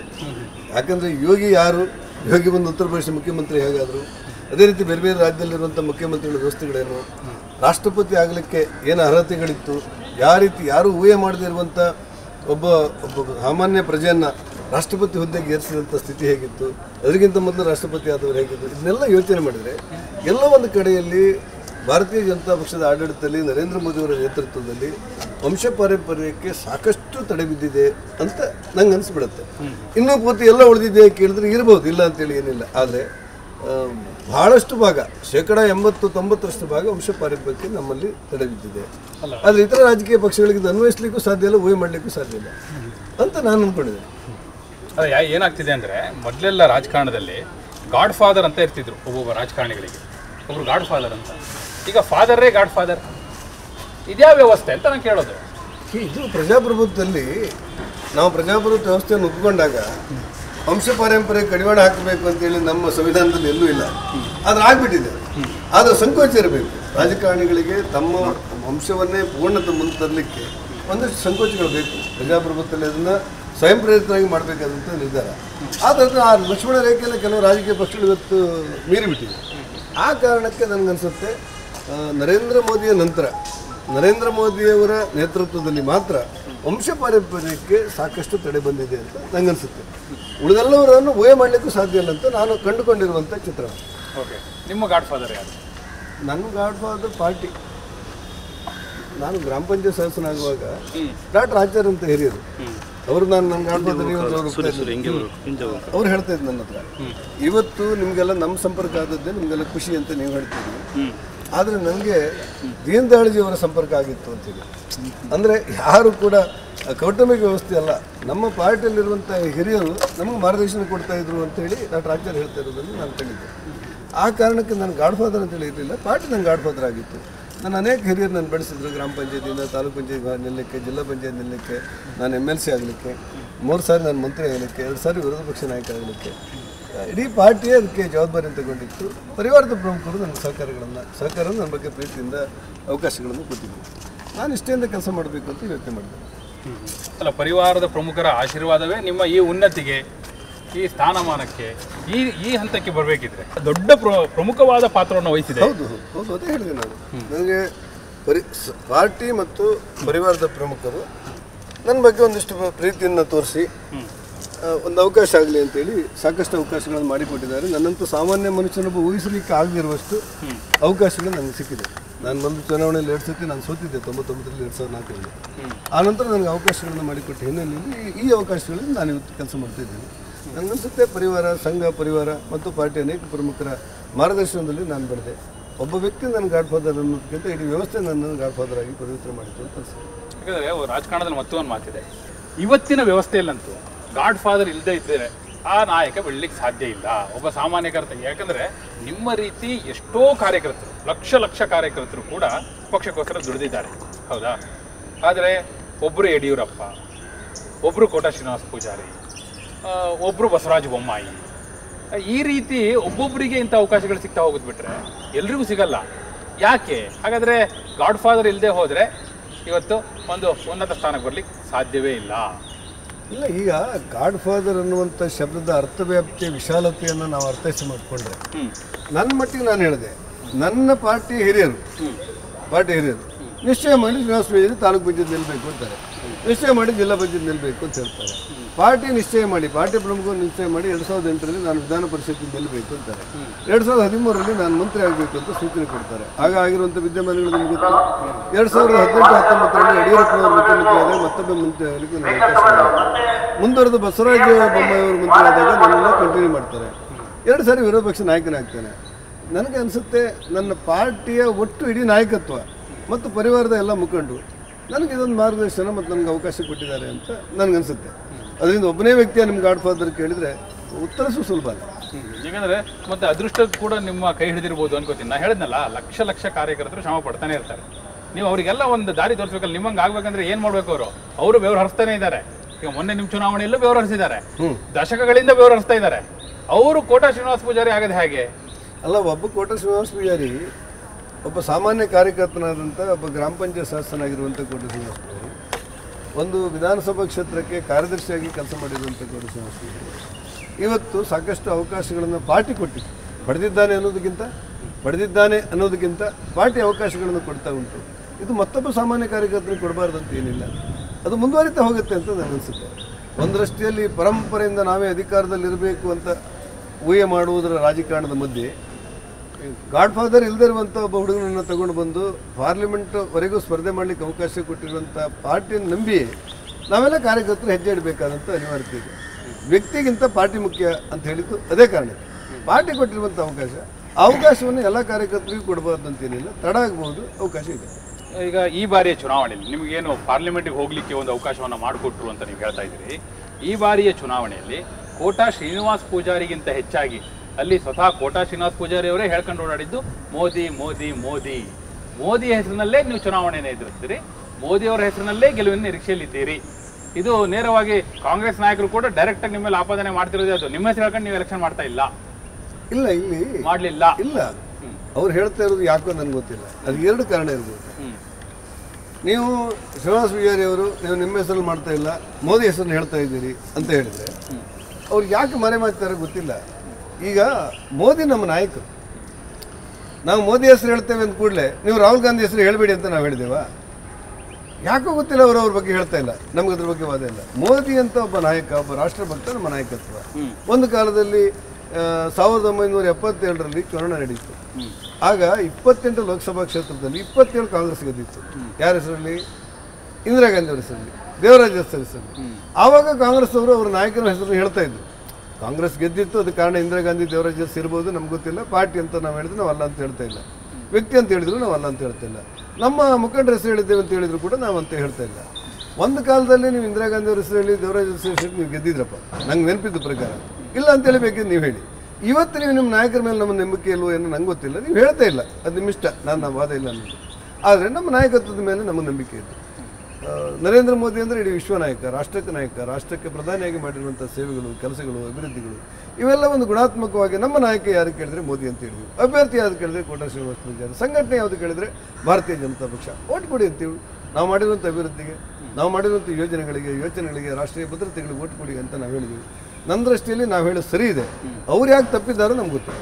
ಯಾಕಂದ್ರೆ ನಿಮ್ಮ ಎದುರಾಳಿ ಆಗಿದ್ದಂಥ ಜಯಪ್ರಕಾಶ್ ಹೆಗ್ಡೆ ಅವರೇ ಹೇಳಿದ್ರು, ನಾನು ನನ್ನ ಹೆಸರಲ್ಲಿ ಓಟ್ ಕೇಳ್ತೀನಿ, ಜಯಪ್ರಕಾಶ್ ಹೆಗ್ಡೆ ಅನ್ನುವ ಹೆಸರಲ್ಲೇ ಓಟ್ ಕೇಳ್ತೀನಿ, ನಾನು ಬೇರೆಯವ್ರ ಹೆಸರಲ್ಲಿ ಕೇಳಲ್ಲ. ಗೊತ್ತಿಲ್ಲ, ಅವರೊಂದು ಪಕ್ಷದಿಂದ ನಿಂತಿರೋರು, ನನಗೆ ಗೊತ್ತಿದೆ. ಜಯಪ್ರಕಾಶ್ ಹೆಗ್ಡೆ ಅವರು ಹಿರಿಯರು ನನಗಿಂತ, ಒಂದು ಪಾರ್ಟಿಯಿಂದ ನಿಂತಿರೋರು. ಹಾಗಾಗಿ ನಾನು ಪಾರ್ಟಿ ಹೆಸರು ಹೇಳೋದಿಲ್ಲ, ನಾನು ನಾಯಕರ ಹೆಸರು ಹೇಳೋದಿಲ್ಲ ಅಂತ ಅವ್ರು ಹೇಳಿದ್ದಾರೆ ಇಲ್ಲೋ ಗೊತ್ತಿಲ್ಲ ನನಗೆ. ಹೇಳಿದ್ದಿದ್ರೆ ಅವರಷ್ಟೇ ಉತ್ತರಿಸಬೇಕು. ನಾನೊಂದು ಪಾರ್ಟಿ ಅಭ್ಯರ್ಥಿಯಾಗಿ ನನಗೆ ಒಟ್ಟು ಕೊಡಿ ಅಂತೇನೆ. ಯಾಕೋಸ್ಕರ ಕೇಳಿದರೆ ನಾನು ಪಾರ್ಟಿಯ ಸೈದ್ಧಾಂತಿಕ ವಿಚಾರಗಳಿಗೋಸ್ಕರ. ನಾವು ರಾಮ ಜನ್ಮಭೂಮಿ ಸಮಸ್ಯೆಯನ್ನು ನಾವು ಪರಿಹಾರ ಮಾಡಿದೆವು, 370 ನಾವು ರದ್ದು ಮಾಡಿದೆವು. ಮುಸ್ಲಿಂ ಮಹಿಳೆಯರಿಗೆ ತಂದಿರುವಂಥ ತ್ರಿವಳಿ ತಲಾಖನ್ನು ನಾವು ರದ್ದು ಮಾಡಿದೆವು. ನಾವು CA ಜಾರಿಗೆ ತಗೊಂಡು ಬಂದೆವು. ಈ ಹಿನ್ನೆಲೆಯಲ್ಲಿ ನಮ್ಮ ಕನಸುಗಳೆಲ್ಲ ನನಸಾಯಿತು. ಒಂದೊಂದು ದಿವಸ ನಮಗೆ ಅಧಿಕಾರಕ್ಕೆ ಬಂದಾಗ ಮತ್ತೆ ಸಮಾನ ನಾಗರಿಕ ನೀತಿ ಸಂಹಿತೆಯನ್ನು ತರ್ತೇವೆ ನಾವು. ಅದಕ್ಕೆ ಕಾರಣ ಭಾರತೀಯ ಜನತಾ ಪಕ್ಷದ ಸೈದ್ಧಾಂತಿಕ ವಿಚಾರಗಳು, ಅದಕ್ಕೆ ಕಾರಣ ನಮ್ಮ ಮುಖಂಡರಾಗಿರುವಂಥ ನರೇಂದ್ರ ಮೋದಿಯವರು ಅಂತ ನಾನು ಹೇಳಿದೆ. ನಂದೆಲ್ಲ ತಪ್ಪು ಅಲ್ಲ, ನಿಮ್ಮ ತಪ್ಪು ಅಂತ ಅಲ್ಲ. ಅವರು ಕೂಡ ರಾಹುಲ್ ಗಾಂಧಿ ನಮ್ಮ ನಾಯಕರೇ, ಅದರಲ್ಲೇನು ಎರಡನೇ ಮಾತಿಲ್ಲ. ಆದರೆ ಮತ ಕೊಡುವ ಮತದಾರರ ಬಳಿ ನಾನು ಹೋಗ್ತೀನಿ, ನಾಳೆ ಉತ್ತರದಾಯಿತು ನಂದು, ನಾನೇ ಅವ್ರಿಗೆ ನೇರವಾಗಿ ಕೈಗೆ ಸಿಗೋದು. ಹೀಗಾಗಿ ಜಯಪ್ರಕಾಶ್ ಹೆಗ್ಡೆ ಅನ್ನುವ ಹೆಸರಿನಲ್ಲೇ ನಾನು ಓಟ್ ಕೇಳ್ತೀನಿ ಅಂತ ನಾನು ಅಲ್ಲ ಅಂತ ಹೇಳಿಲ್ಲ. ನೀವು ನಿಮ್ಮ ಹೆಸರಲ್ಲೇ ಬಿಟ್ಟು ಬೇರೆ ಯಾರ ಹೆಸರನ್ನ ಹೇಳಬೇಡಿ. ನಂಗೇನದ್ರಲ್ಲಿ ನಾನು ಹೇಳ್ತಾ ಇರುವುದು, ಒಂದು ರಾಷ್ಟ್ರೀಯ ಪಕ್ಷದ ಅಭ್ಯರ್ಥಿಯಾಗಿ ನಿಂತವರೊಬ್ಬರು ನಮ್ಮ ಪಕ್ಷದ ಬಗ್ಗೆ ನಾನು ಹೇಳೋದಿಲ್ಲ ಅಂದರೆ ಅವ್ರ ಹಕ್ಕು, ನಮ್ಮ ಪಕ್ಷದ ಮುಖಂಡತ್ವ ಬಗ್ಗೆ ಹೇಳೋದಿಲ್ಲ ಅಂದರೆ ಅವ್ರ ಇಚ್ಛೆ, ತನ್ನ ಬಗ್ಗೆ ಮಾತ್ರ ಹೇಳ್ತೇನೆ ಅಂದರೆ ಅವ್ರ ವಿಚಾರಗಳು. ನಾನು ನಿಮ್ಮ ಬಗ್ಗೆ ನಾನೇನು ಮಾತಾಡಿಲ್ಲ, ನಿಮ್ಮ ಬಗ್ಗೆ ಗೌರವ ಇದೆ ನನಗೆ. ನನ್ನ ಬಗ್ಗೆ ನಾನು ಅಭ್ಯರ್ಥಿಯಾಗಿ, ನನ್ನ ಪಾರ್ಟಿಯಾಗಿ, ನನ್ನ ಪಾರ್ಟಿಯ ನಾಯಕತ್ವದ ಬಗ್ಗೆ ಹೇಳುವಂಥ ಹಕ್ಕು ನನಗಿದೆ. ಭಾಳ ಪ್ರೀತಿಯಿಂದ ಹೇಳಿದ್ದೇನೆ, ಗೌರವದಿಂದ ಹೇಳಿದ್ದೇನೆ, ಅಭಿಮಾನದಿಂದ ಹೇಳಿದ್ದೇನೆ, ಹೆಮ್ಮೆಯಿಂದ ಹೇಳಿದ್ದೇನೆ. ಓಟ್ ಕೇಳಿದ್ರೆ ತಪ್ಪೇನು? ನೀವು ಹೇಳಿದ್ರಿ ನಿಮ್ಮ ಬಗ್ಗೆ ಏನು ಮಾತಾಡಿಲ್ಲ ಅಂತ. ಈ ಬಾರಿ ಚುನಾವಣೆಯ ಕಣದಲ್ಲಿ ಬಹಳ ದೊಡ್ಡ ಚರ್ಚೆ ಆಗಿದ್ದು ಆರಂಭದಿಂದಲೇ. ಬಹುಶಃ ನಿಮಗದು ಪ್ಲಸ್ ಆಯ್ತಾ ಏನೋ. ಈಗ ಒಂದು ಬಹಳ ಸೋಷಿಯಲ್ ಮೀಡಿಯಾದಲ್ಲಿ ಬಹಳ ವೈರಲ್ ಆಯ್ತು. ಏನಂತ, ಹಿಂದಿ ಮತ್ತು ಇಂಗ್ಲಿಷ್ ಬರೋದಿಲ್ಲ ಕೋಟಾ ಶ್ರೀನಿವಾಸ ಪೂಜಾರಿ ಅವರಿಗೆ ಅಂತ ಹೇಳಿ ಜಯಪ್ರಕಾಶ್ ಹೆಗ್ಡೆ ಅವರು ಹೇಳಿದ್ರು ಅಂತ. ಆದ್ರೆ ಅವ್ರು ಕೊಟ್ಟ ಸ್ಪಷ್ಟನೆ ಏನು? ಇಲ್ಲ, ನಾ ಹಾಗೆ ಹೇಳಲಿಲ್ಲ, ನಾ ಹೇಳಿದೆ ನಾನು ಕೂಡ ಸಂಸತ್ತಿಗೆ ಮೊದಲ ಬಾರಿ ಹೋದಾಗ ಕನ್ನಡದಲ್ಲೇ ಪ್ರಮಾಣ ವಚನ ಸ್ವೀಕಾರ ಮಾಡಿದ್ದೆ, ಅಲ್ಲಿ ತರ್ಜುಮೆ ಮಾಡೋರು ಇರ್ತಾರೆ ಅಂತ ಅಷ್ಟೇ ಹೇಳಿದ್ದು. ಆದ್ರೆ ಅಪಪ್ರಚಾರ ಮಾಡಿದ್ರು ನನ್ನ ವಿರುದ್ಧ. ಯಾರು ಅಪಪ್ರಚಾರ ಮಾಡಿದಾರೋ, ಯಾಕೆ ಮಾಡಿದಾರೋ ನನ್ಗೆ ಗೊತ್ತಿಲ್ಲ. ಮಾಧ್ಯಮದವ್ರು ಬಂದು ಕೇಳ್ತಾರೆ ನನಗೆ, ಶ್ರೀನಿವಾಸ ಪೂಜಾರಿ ಅವರೇ, ಹಿಂದಿ ಮತ್ತು ಇಂಗ್ಲೀಷ್ ನಿಮ್ಗೆ ಬರೋದಿಲ್ಲ, ಸಂಸದನಾಗ್ಲಿಕ್ಕೆ ನಿಮ್ಗೆ ಕಷ್ಟ ಇದೆ ಅಂತ ಹೇಳಿ ನಿಮ್ಮ ಎದುರಿನ ಅಭ್ಯರ್ಥಿಯೂ ಸೇರಿದಂತೆ ಎದುರು ಪಾರ್ಟಿಯವರು ಹೇಳ್ತಾ ಇದ್ದಾರೆ ಅಂತ ಹೇಳಿ. ನಾನು ಅಭ್ಯರ್ಥಿ ಹೆಸರು ಹೇಳಿಲ್ಲ, ಯಾರು ನನ್ನ ಬಗ್ಗೆ ಏನು ಹೇಳಿದ್ದಾರೆ ಯಾರಂತ ನಾನು ಹೇಳಿಲ್ಲ. ನಾನು ಹೇಳಿದೆ ನಮ್ಮ ಹಿರಿಯರಿಗೆ ಕೆಲವರಿಗೆ ನನ್ನ ಬಗ್ಗೆ ಒಂದು ರೀತಿ ಪ್ರೀತಿಯಿಂದ ಶ್ರೀನಿವಾಸ ಪೂಜಾರಿ MP ಆಗಿ ಆಯ್ಕೆ ಆದರೆ ಪಾರ್ಲಿಮೆಂಟ್ನಲ್ಲಿ ಹಿಂದಿ ಮತ್ತು ಇಂಗ್ಲೀಷ್ ಬಾರದೇ ಇದ್ದರೆ ಏನು ಮುಜುಗರ ಅನುಭವಿಸ್ತಾನೆ ಏನೋ ಅನ್ನುವಂಥ ಆತಂಕದಿಂದ ಹಾಗೆ ಹೇಳಿರ್ಬೋದು. ಯಾರಿಗೂ ಕೂಡ ಆತಂಕ ಬೇಡ. ಆಯ್ಕೆಯಾದ 6 ತಿಂಗಳಲ್ಲಿ, ಆಯ್ಕೆ ಮಾಡಿದರೆ ಜನ 6 ತಿಂಗಳಲ್ಲಿ ಹಿಂದಿಯನ್ನು ಕಲಿತು ನಾನು ಹಿಂದಿಯಲ್ಲಿ ಭಾಷಣ ಮಾಡಿ ಬರ್ತೇನೆ ಅನ್ನುವಂಥ ವಿಶ್ವಾಸದ ಮಾತನ್ನು ನನ್ನ ಬಗ್ಗೆ ಹೇಳಿದವರೇ ನಾನು ಹೇಳಿದ್ದೆ. ವ್ಯಕ್ತಿಯಾಗಿ ಯಾರನ್ನೂ ನಾನು ದೂರಿಲ್ಲ. ಹಾಗಾಗಿ ವಾಸ್ತವಿಕವಾಗಿ ಮತ್ತು ಅದನ್ನು ಮುಂದುವರಿದಾಗ ಕೆಲವರು ಕಡೆ ನಾನು ಉತ್ತರ ಕೊಟ್ಟಿದ್ದೆ. ಹೌದು, ನಾನು ಯಾಕೆ ಕಲೀಲಿಲ್ಲ ಅಂದರೆ ನನಗೆ ಶಿಕ್ಷಣ ಕಡಿಮೆ ಇತ್ತು, ಪ್ರಾಥಮಿಕ ಶಿಕ್ಷಣವನ್ನು ಮಾತ್ರ ನಾನು ಕಲ್ತವನು. ಯಾವುದೋ ಕಾರಣಕ್ಕೆ ನನ್ನ ಅಮ್ಮ ಅಪ್ಪ ಕೂಲಿ ಮಾಡ್ತಾಯಿದ್ರು. ನಮಗೆ ಭೂಮಿ ಬಂದಿರೋದು ಭೂ ಸುಧಾರಣೆ ಕಾಯ್ದೆ ಮೂಲಕ. ಇಲ್ಲಿವರೆಗೆ ಒಂದು ತುಂಡು ಭೂಮಿ ನಮ್ಮ ಹತ್ರ ಇರಲಿಲ್ಲ. ನಾವು ನಮ್ಮ ಅಮ್ಮ ಅಪ್ಪ ಕೂಲಿ ಮಾಡುವಾಗ ಅವ್ರ ಜೊತೆ ನಾನು 7ನೇ ಕ್ಲಾಸ್ ಕಲ್ತು ಹೋಗಿದ್ದೆ. ಹಾಗಾಗಿ ಹಿಂದಿ ಮತ್ತು ಇಂಗ್ಲೀಷ್ ಕಲಿಯಲಿಲ್ಲ. ಮಾತೃಭಾಷೆ ನನಗೆ ಬರುತ್ತೆ, ಇತರ ಭಾಷೆಗಳ ನಂತರ ಕಲಿಯಲಿಕ್ಕೆ ಅವಕಾಶಗಳಿದೆ. ಇಂಗ್ಲೀಷ್ ಹಿಂದಿ ಕಲಿತೇನೆ ಅಂತ ಹೇಳಿದ್ದೆ. ಇಷ್ಟೇ ನನ್ನ ಉತ್ತರ. ಪ್ರಮಾಣ ವಚನ ಯಾವ ಭಾಷೆಯಲ್ಲಿ ತಗೋತೀರಿ ನೀವು? ಗೊತ್ತಿಲ್ಲ, ಜನ ಆದೇಶ ಕೊಟ್ಟು ಗೆಲುವಾದರೆ ನಾನು ಮೊದಲೇ ಹೇಳಿದ್ದೆ ಪ್ರಮಾಣ ವಚನ ಕನ್ನಡದಲ್ಲಿ ತಗೊಳ್ತೇನೆ ಅಂತ ಹೇಳಿದ್ದೆ. ನನ್ನಲ್ಲಿ ಯಾವ ಗೊಂದಲೂ ಇಲ್ಲ. ಯಾಕೆ ಗೊಂದಲ ಆಯ್ತು ನನಗೆ ಗೊತ್ತಿಲ್ಲ. ಅಲ್ಲ, ನಿಮಗೆ ಗೆಲುವಿನ ವಿಶ್ವಾಸ ಇದೆಯಾ? ಇದ್ರೆ ಈಗ ನೀವು ಶುರು ಮಾಡಿ. ಒಂದು ರಾಜಕಾರಣಿಯಾಗಿ ನನ್ನ ಅನುಭವದ ಪ್ರಕಾರ ನನಗೆ ಗೆಲ್ಲಿಕ್ಕೆ ಅವಕಾಶ ಇದೆ ಅಂತ ನನಗನ್ಸಿದೆ. ಜನಾದೇಶ ಏನಾಗುತ್ತೆ ನೋಡೋಣ, ಲೆಕ್ಕ ಮಾಡ್ತೀನಿ. ಅಲ್ಲ, ಈಗ ಯಾವಾಗಿಂದ ಶುರು ಮಾಡ್ತೀರಿ ಅಂತೇಳಿ? ಹೆಚ್ಚು ಕಡಿಮೆ ನಿಮ್ಗೆ ಗೊತ್ತಾಗಿಲ್ಲ, ಶುರು ಮಾಡಿದ್ದೆ. ಹೌದಾ? ಹಿಂದಿ ಗೆಲುವಿಗೆ ಶುರು ಮಾಡಿದ್ದೀರಿ? ನೋಡೋಣ. ಅಂತೂ 6 ತಿಂಗಳೊಳಗೆ ನಿಮ್ಗೆ ಸಮಾಧಾನ ಆಗುವಾಗ ಮಾತಾಡ್ತೇನೆ ಅಂತ ವಿಶ್ವಾಸ ನಮಗೆ. ಹೌದಾ? ಆಗಲಿ, ಅದು ಒಂದು ಹೋಪ್ ಇದೆ ನಮಗೆ. ಮತ್ತೆ ಈ ವಿಚಾರವಾಗಿ ಬಿಜೆಪಿ ದೂರು ಕೂಡ ಕೊಡುತ್ತೆ ಎಲೆಕ್ಷನ್ ಕಮಿಷನ್ಗೆ ಅನ್ನುವಂಥದ್ದು. ಈಗ ದೂರು ಕೊಡುವ ಮಟ್ಟಕ್ಕೆ ಹೋಗಿದ್ದಾರೆ ಅಂದಮೇಲೆ ಅದು ಬಹಳ ಗಂಭೀರವಾಗಿ ನೀವು ಪರಿಗಣಿಸಿದ್ರಿ ಆ ಹೇಳಿಕೆಯನ್ನು. ಸಾಮಾನ್ಯವಾಗಿ ಪತ್ರಿಕೆಯಲ್ಲಿ ಬಂದಾಗ ಪತ್ರಿಕೆಯ ತುಣುಕನ್ನು ಆಧರಿಸಿ ರಾಜಕೀಯ ಪಕ್ಷಗಳ ನಮ್ಮ ಲೀಗಲ್ ಸೆಲ್ ಇರುತ್ತೆ, ನಮ್ಮ ಕಾನೂನಿನ ಒಂದು ಘಟಕ ಇರುತ್ತೆ. ಆ ಘಟಕದವರು ಕಾನೂನಿಗೆ ವಿರುದ್ಧವಾದಂಥ, ಕಾಯ್ದೆಗೆ ವಿರುದ್ಧವಾದಂಥ ಹೇಳಿಕೆಗಳು ಮತ್ತೊಂದು ಪಕ್ಷದಿಂದ ಬಂದಾಗ ಅದರ ಮೇಲೆ ದೂರು ಕೊಡೋದು ಸ್ವಾಭಾವಿಕವಾಗಿದೆ. ಅಂಥ ದೂರನ್ನು ಕಾಂಗ್ರೆಸ್ಸು ಕೊಟ್ಟಿರುತ್ತೆ, ಬಿಜೆಪಿ ಕೊಟ್ಟಿರುತ್ತೆ. ಅದೊಂದು ಸಾಮಾನ್ಯ ಅಂಗ ನಮ್ಮ ಚಟುವಟಿಕೆ. ಅಂದರೆ ಅದರಲ್ಲಿ ಫೀಲ್ಡಲ್ಲಿ ಅಷ್ಟು ಸೀರಿಯಸ್ ಆಗೋಯ್ತಾ ಆ ಡಿಬೇಟ್? ನನಗೆ ಗೊತ್ತಿಲ್ಲ. ಹೇಳಿಕೆಗೆ ಪ್ರತಿ ಹೇಳಿಕೆ ಕೊಟ್ಟೆ, ನಾನೊಂದು ಮರೆತು ಬಿಟ್ಟೆ. ಮತ್ತೇನು ಚರ್ಚೆ ಆಯ್ತು ನಂಗೆ ಗೊತ್ತಿಲ್ಲ. ಮಾಧ್ಯಮದಲ್ಲಿ ಅದ್ರ ಬಗ್ಗೆ ತುಂಬ ಚರ್ಚೆ ಮಾಡಿದ್ದಾರೆ ಅಂತ ಸಿಗ್ಬೋದು. ಅಲ್ಲ, ಯಾಕಂದ್ರೆ ಬಹುಶಃ ಇದನ್ನ ಜಯಪ್ರಕಾಶ್ ಹೆಗ್ಡೆ ಅವರು ತುಂಬ ಪರ್ಸನಲ್ ಆಗಿ ತಗೊಂಡಾಗೆ ಕಾಣಿಸ್ತಾ ಇದೆ. ಯಾಕಂದ್ರೆ ನಾನು ಅವ್ರನ್ನ ಈ ರೀತಿ ಡಿಬೇಟಿಗೆ ಕರೆದಾಗ ಅವರು ಇವತ್ತು ನಾನು ನೋಡಿ ಕರ್ನಾಟಕದ ರಾಜಕಾರಣ ವಿಶೇಷ, ನಂಗೆ ಖುಷಿ ಆಯ್ತು ಇವತ್ತು ನೀವು ಬಂದು. ಕರ್ನಾಟಕದ ರಾಜಕಾರಣದ ವಿಶೇಷ ಏನು ಅಂದರೆ ತಮಿಳುನಾಡಿನ ರಾಜಕಾರಣ ಥರ ಅಲ್ಲ ಇದು, ಕೇರಳದ ರಾಜಕಾರಣ ಥರ ಅಲ್ಲ. ಈಗ ತಮಿಳುನಾಡಲ್ಲಿ ಜಯಲಲಿತಾ ಅವರ ಸೀರೆಯನ್ನ ವಿಧಾನಸಭೆಯಲ್ಲಿ ಸೆಳೆದಂಥ ಘಟನೆ ನಡೆದಿತ್ತು. ಕರುಣಾನಿಧಿ ಅವ್ರನ್ನ ರಾತ್ರೋರಾತ್ರಿ ಎತ್ತಾಕೊಂಡು ಹೋಗಿದ್ದು ನಾವು ನೋಡಿದ್ವಿ. ಆದರೆ ಕರ್ನಾಟಕದ ರಾಜಕಾರಣಿಗಳ ವಿಶೇಷ ಏನಂದರೆ ರಾಜಕಾರಣವನ್ನು ಮೀರಿ ಒಂದು ಮಿತ್ರತ್ವವನ್ನು, ಒಂದು ಸ್ನೇಹವನ್ನು, ಒಂದು ಸೌಜನ್ಯಯುತ ಸಂಬಂಧವನ್ನು ಹೊಂದಿರ್ತೀರಿ ನೀವು.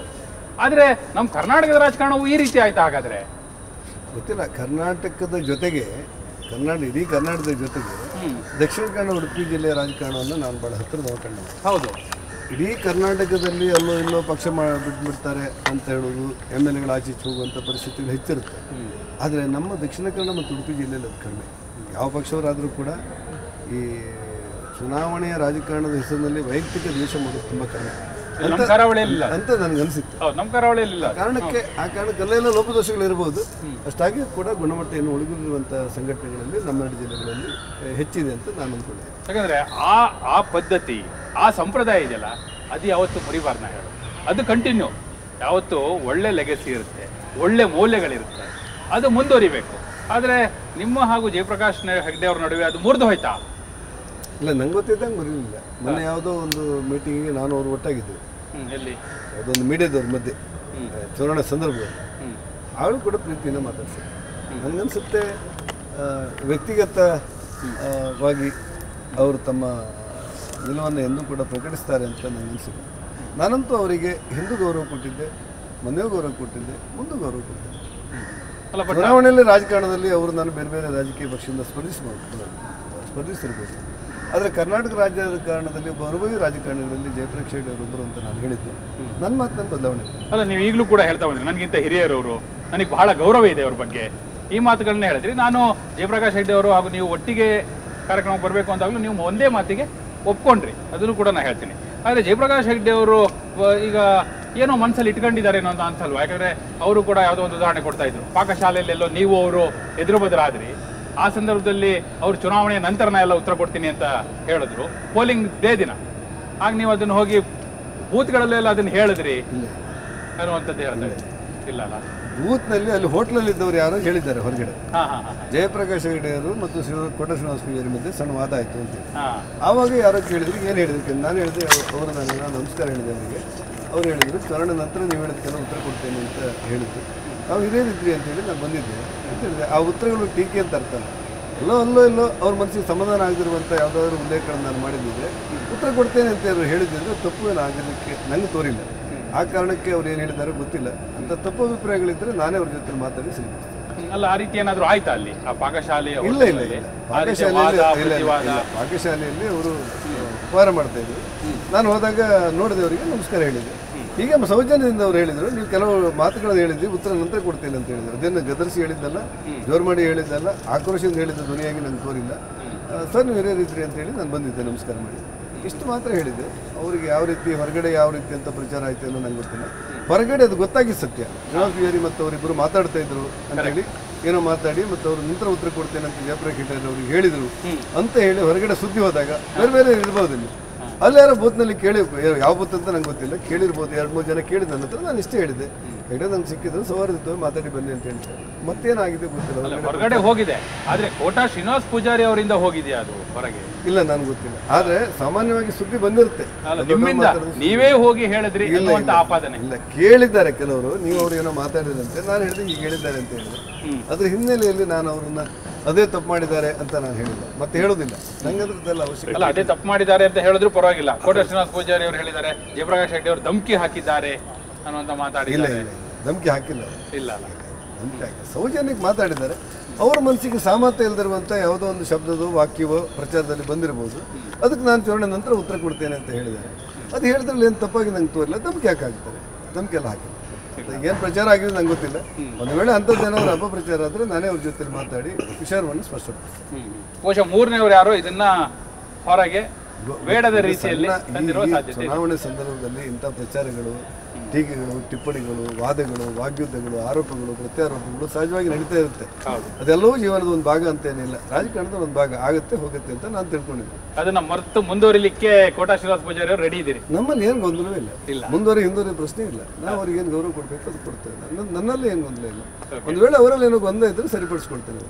ಓಕೆ. ಹಾಗೆ ಈಗ ಈ ಚುನಾವಣೆಯ ನಂತರ ನೀವು ಗೆದ್ದಿದ್ದೀರಿ ಅಂತಾನೆ ಲೆಟ್ ಅಸ್ ಅಸ್ಯೂಮ್. ಹಾಗಾದ ಸಂದರ್ಭದಲ್ಲಿ ಕೋಟಾ ಶ್ರೀನಿವಾಸ್ ಪೂಜಾರಿ ಅವರು ಕೇಂದ್ರ ಸಚಿವ ಸ್ಥಾನದ ಆಕಾಂಕ್ಷಿಯ? ಇಲ್ಲ.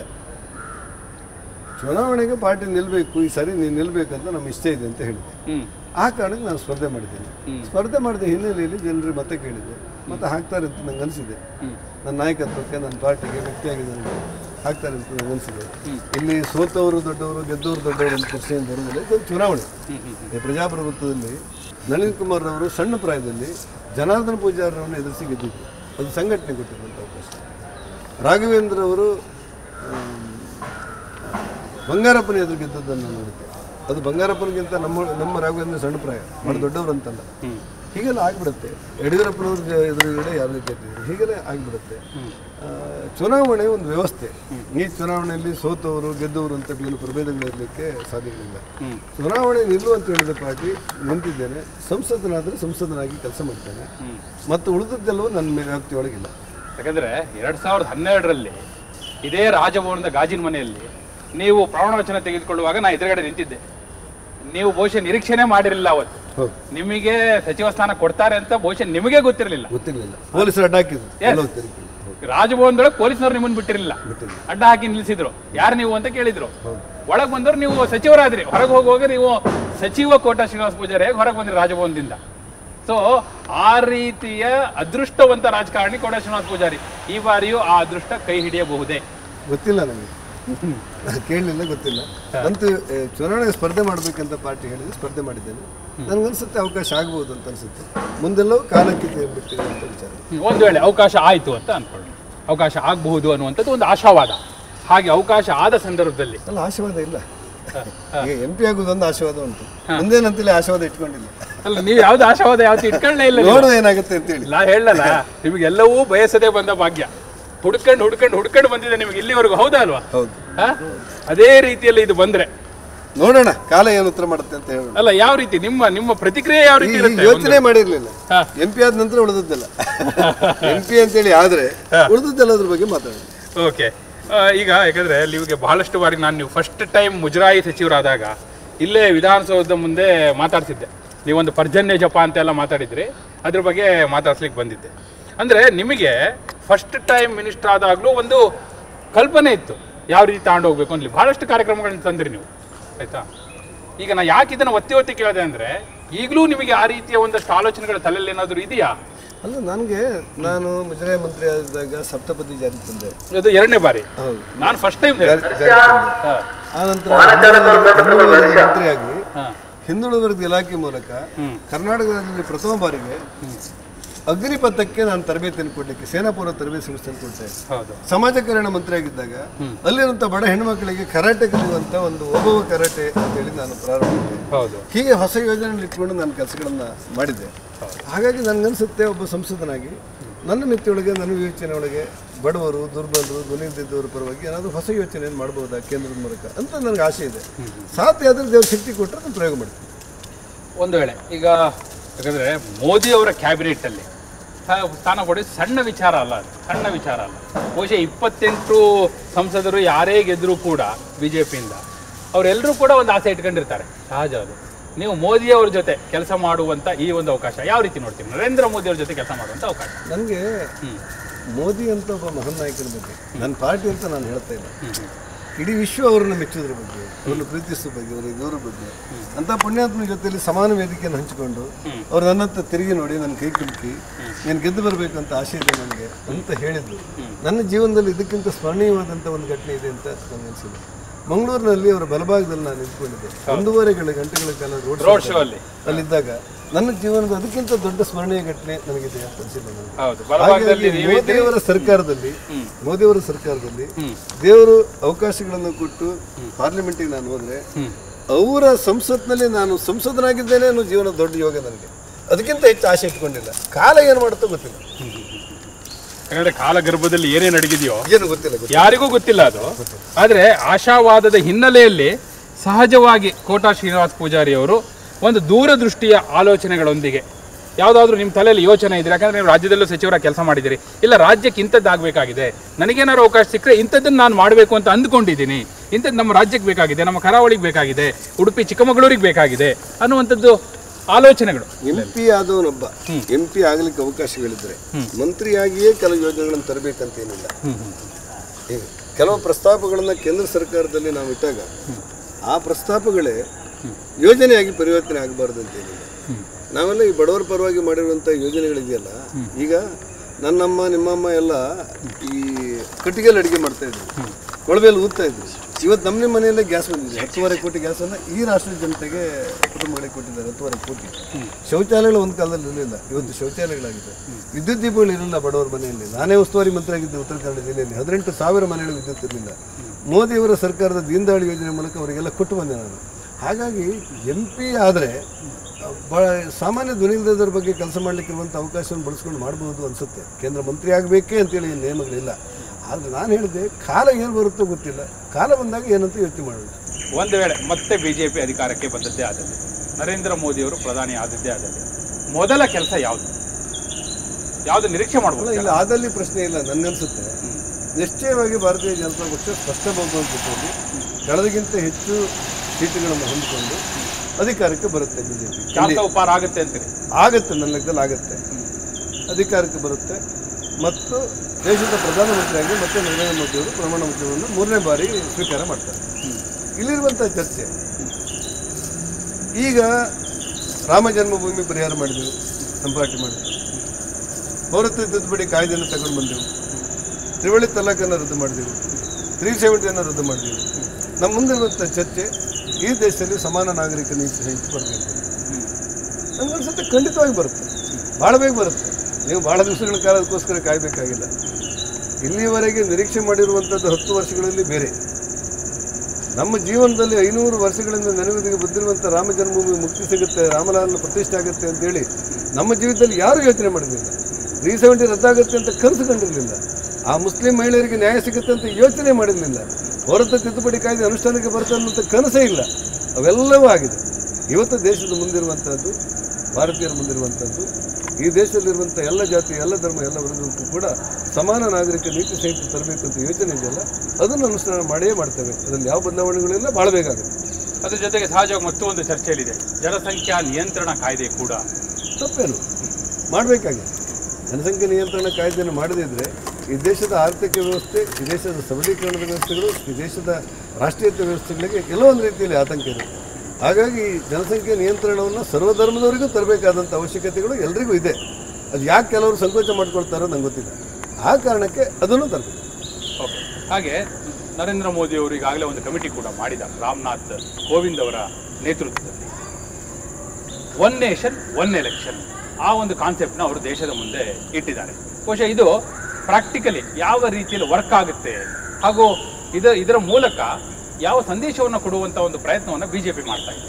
ಪ್ರಜಾಪ್ರಭುತ್ವದಲ್ಲಿ ಚರ್ಚೆಗಳಾಗಬೇಕು ಅಂತ ಯಾಕೆ ಹೇಳ್ತಾರೆ ಅಂದರೆ ಗಲಾಟೆ ಆಗಬೇಕು ಅಂತಲ್ಲ, ಚರ್ಚೆಗಳಾಗಬೇಕು, ವಿಷಯಗಳ ಮಂಡನೆ ಆಗಬೇಕು, ನ್ಯಾಯಸಮ್ಮತವಾದಂಥ ಅಭಿಪ್ರಾಯಗಳು ಎಲ್ಲರೂ ಮುಕ್ತವಾಗಿ ವ್ಯಕ್ತಪಡಿಸಬೇಕು.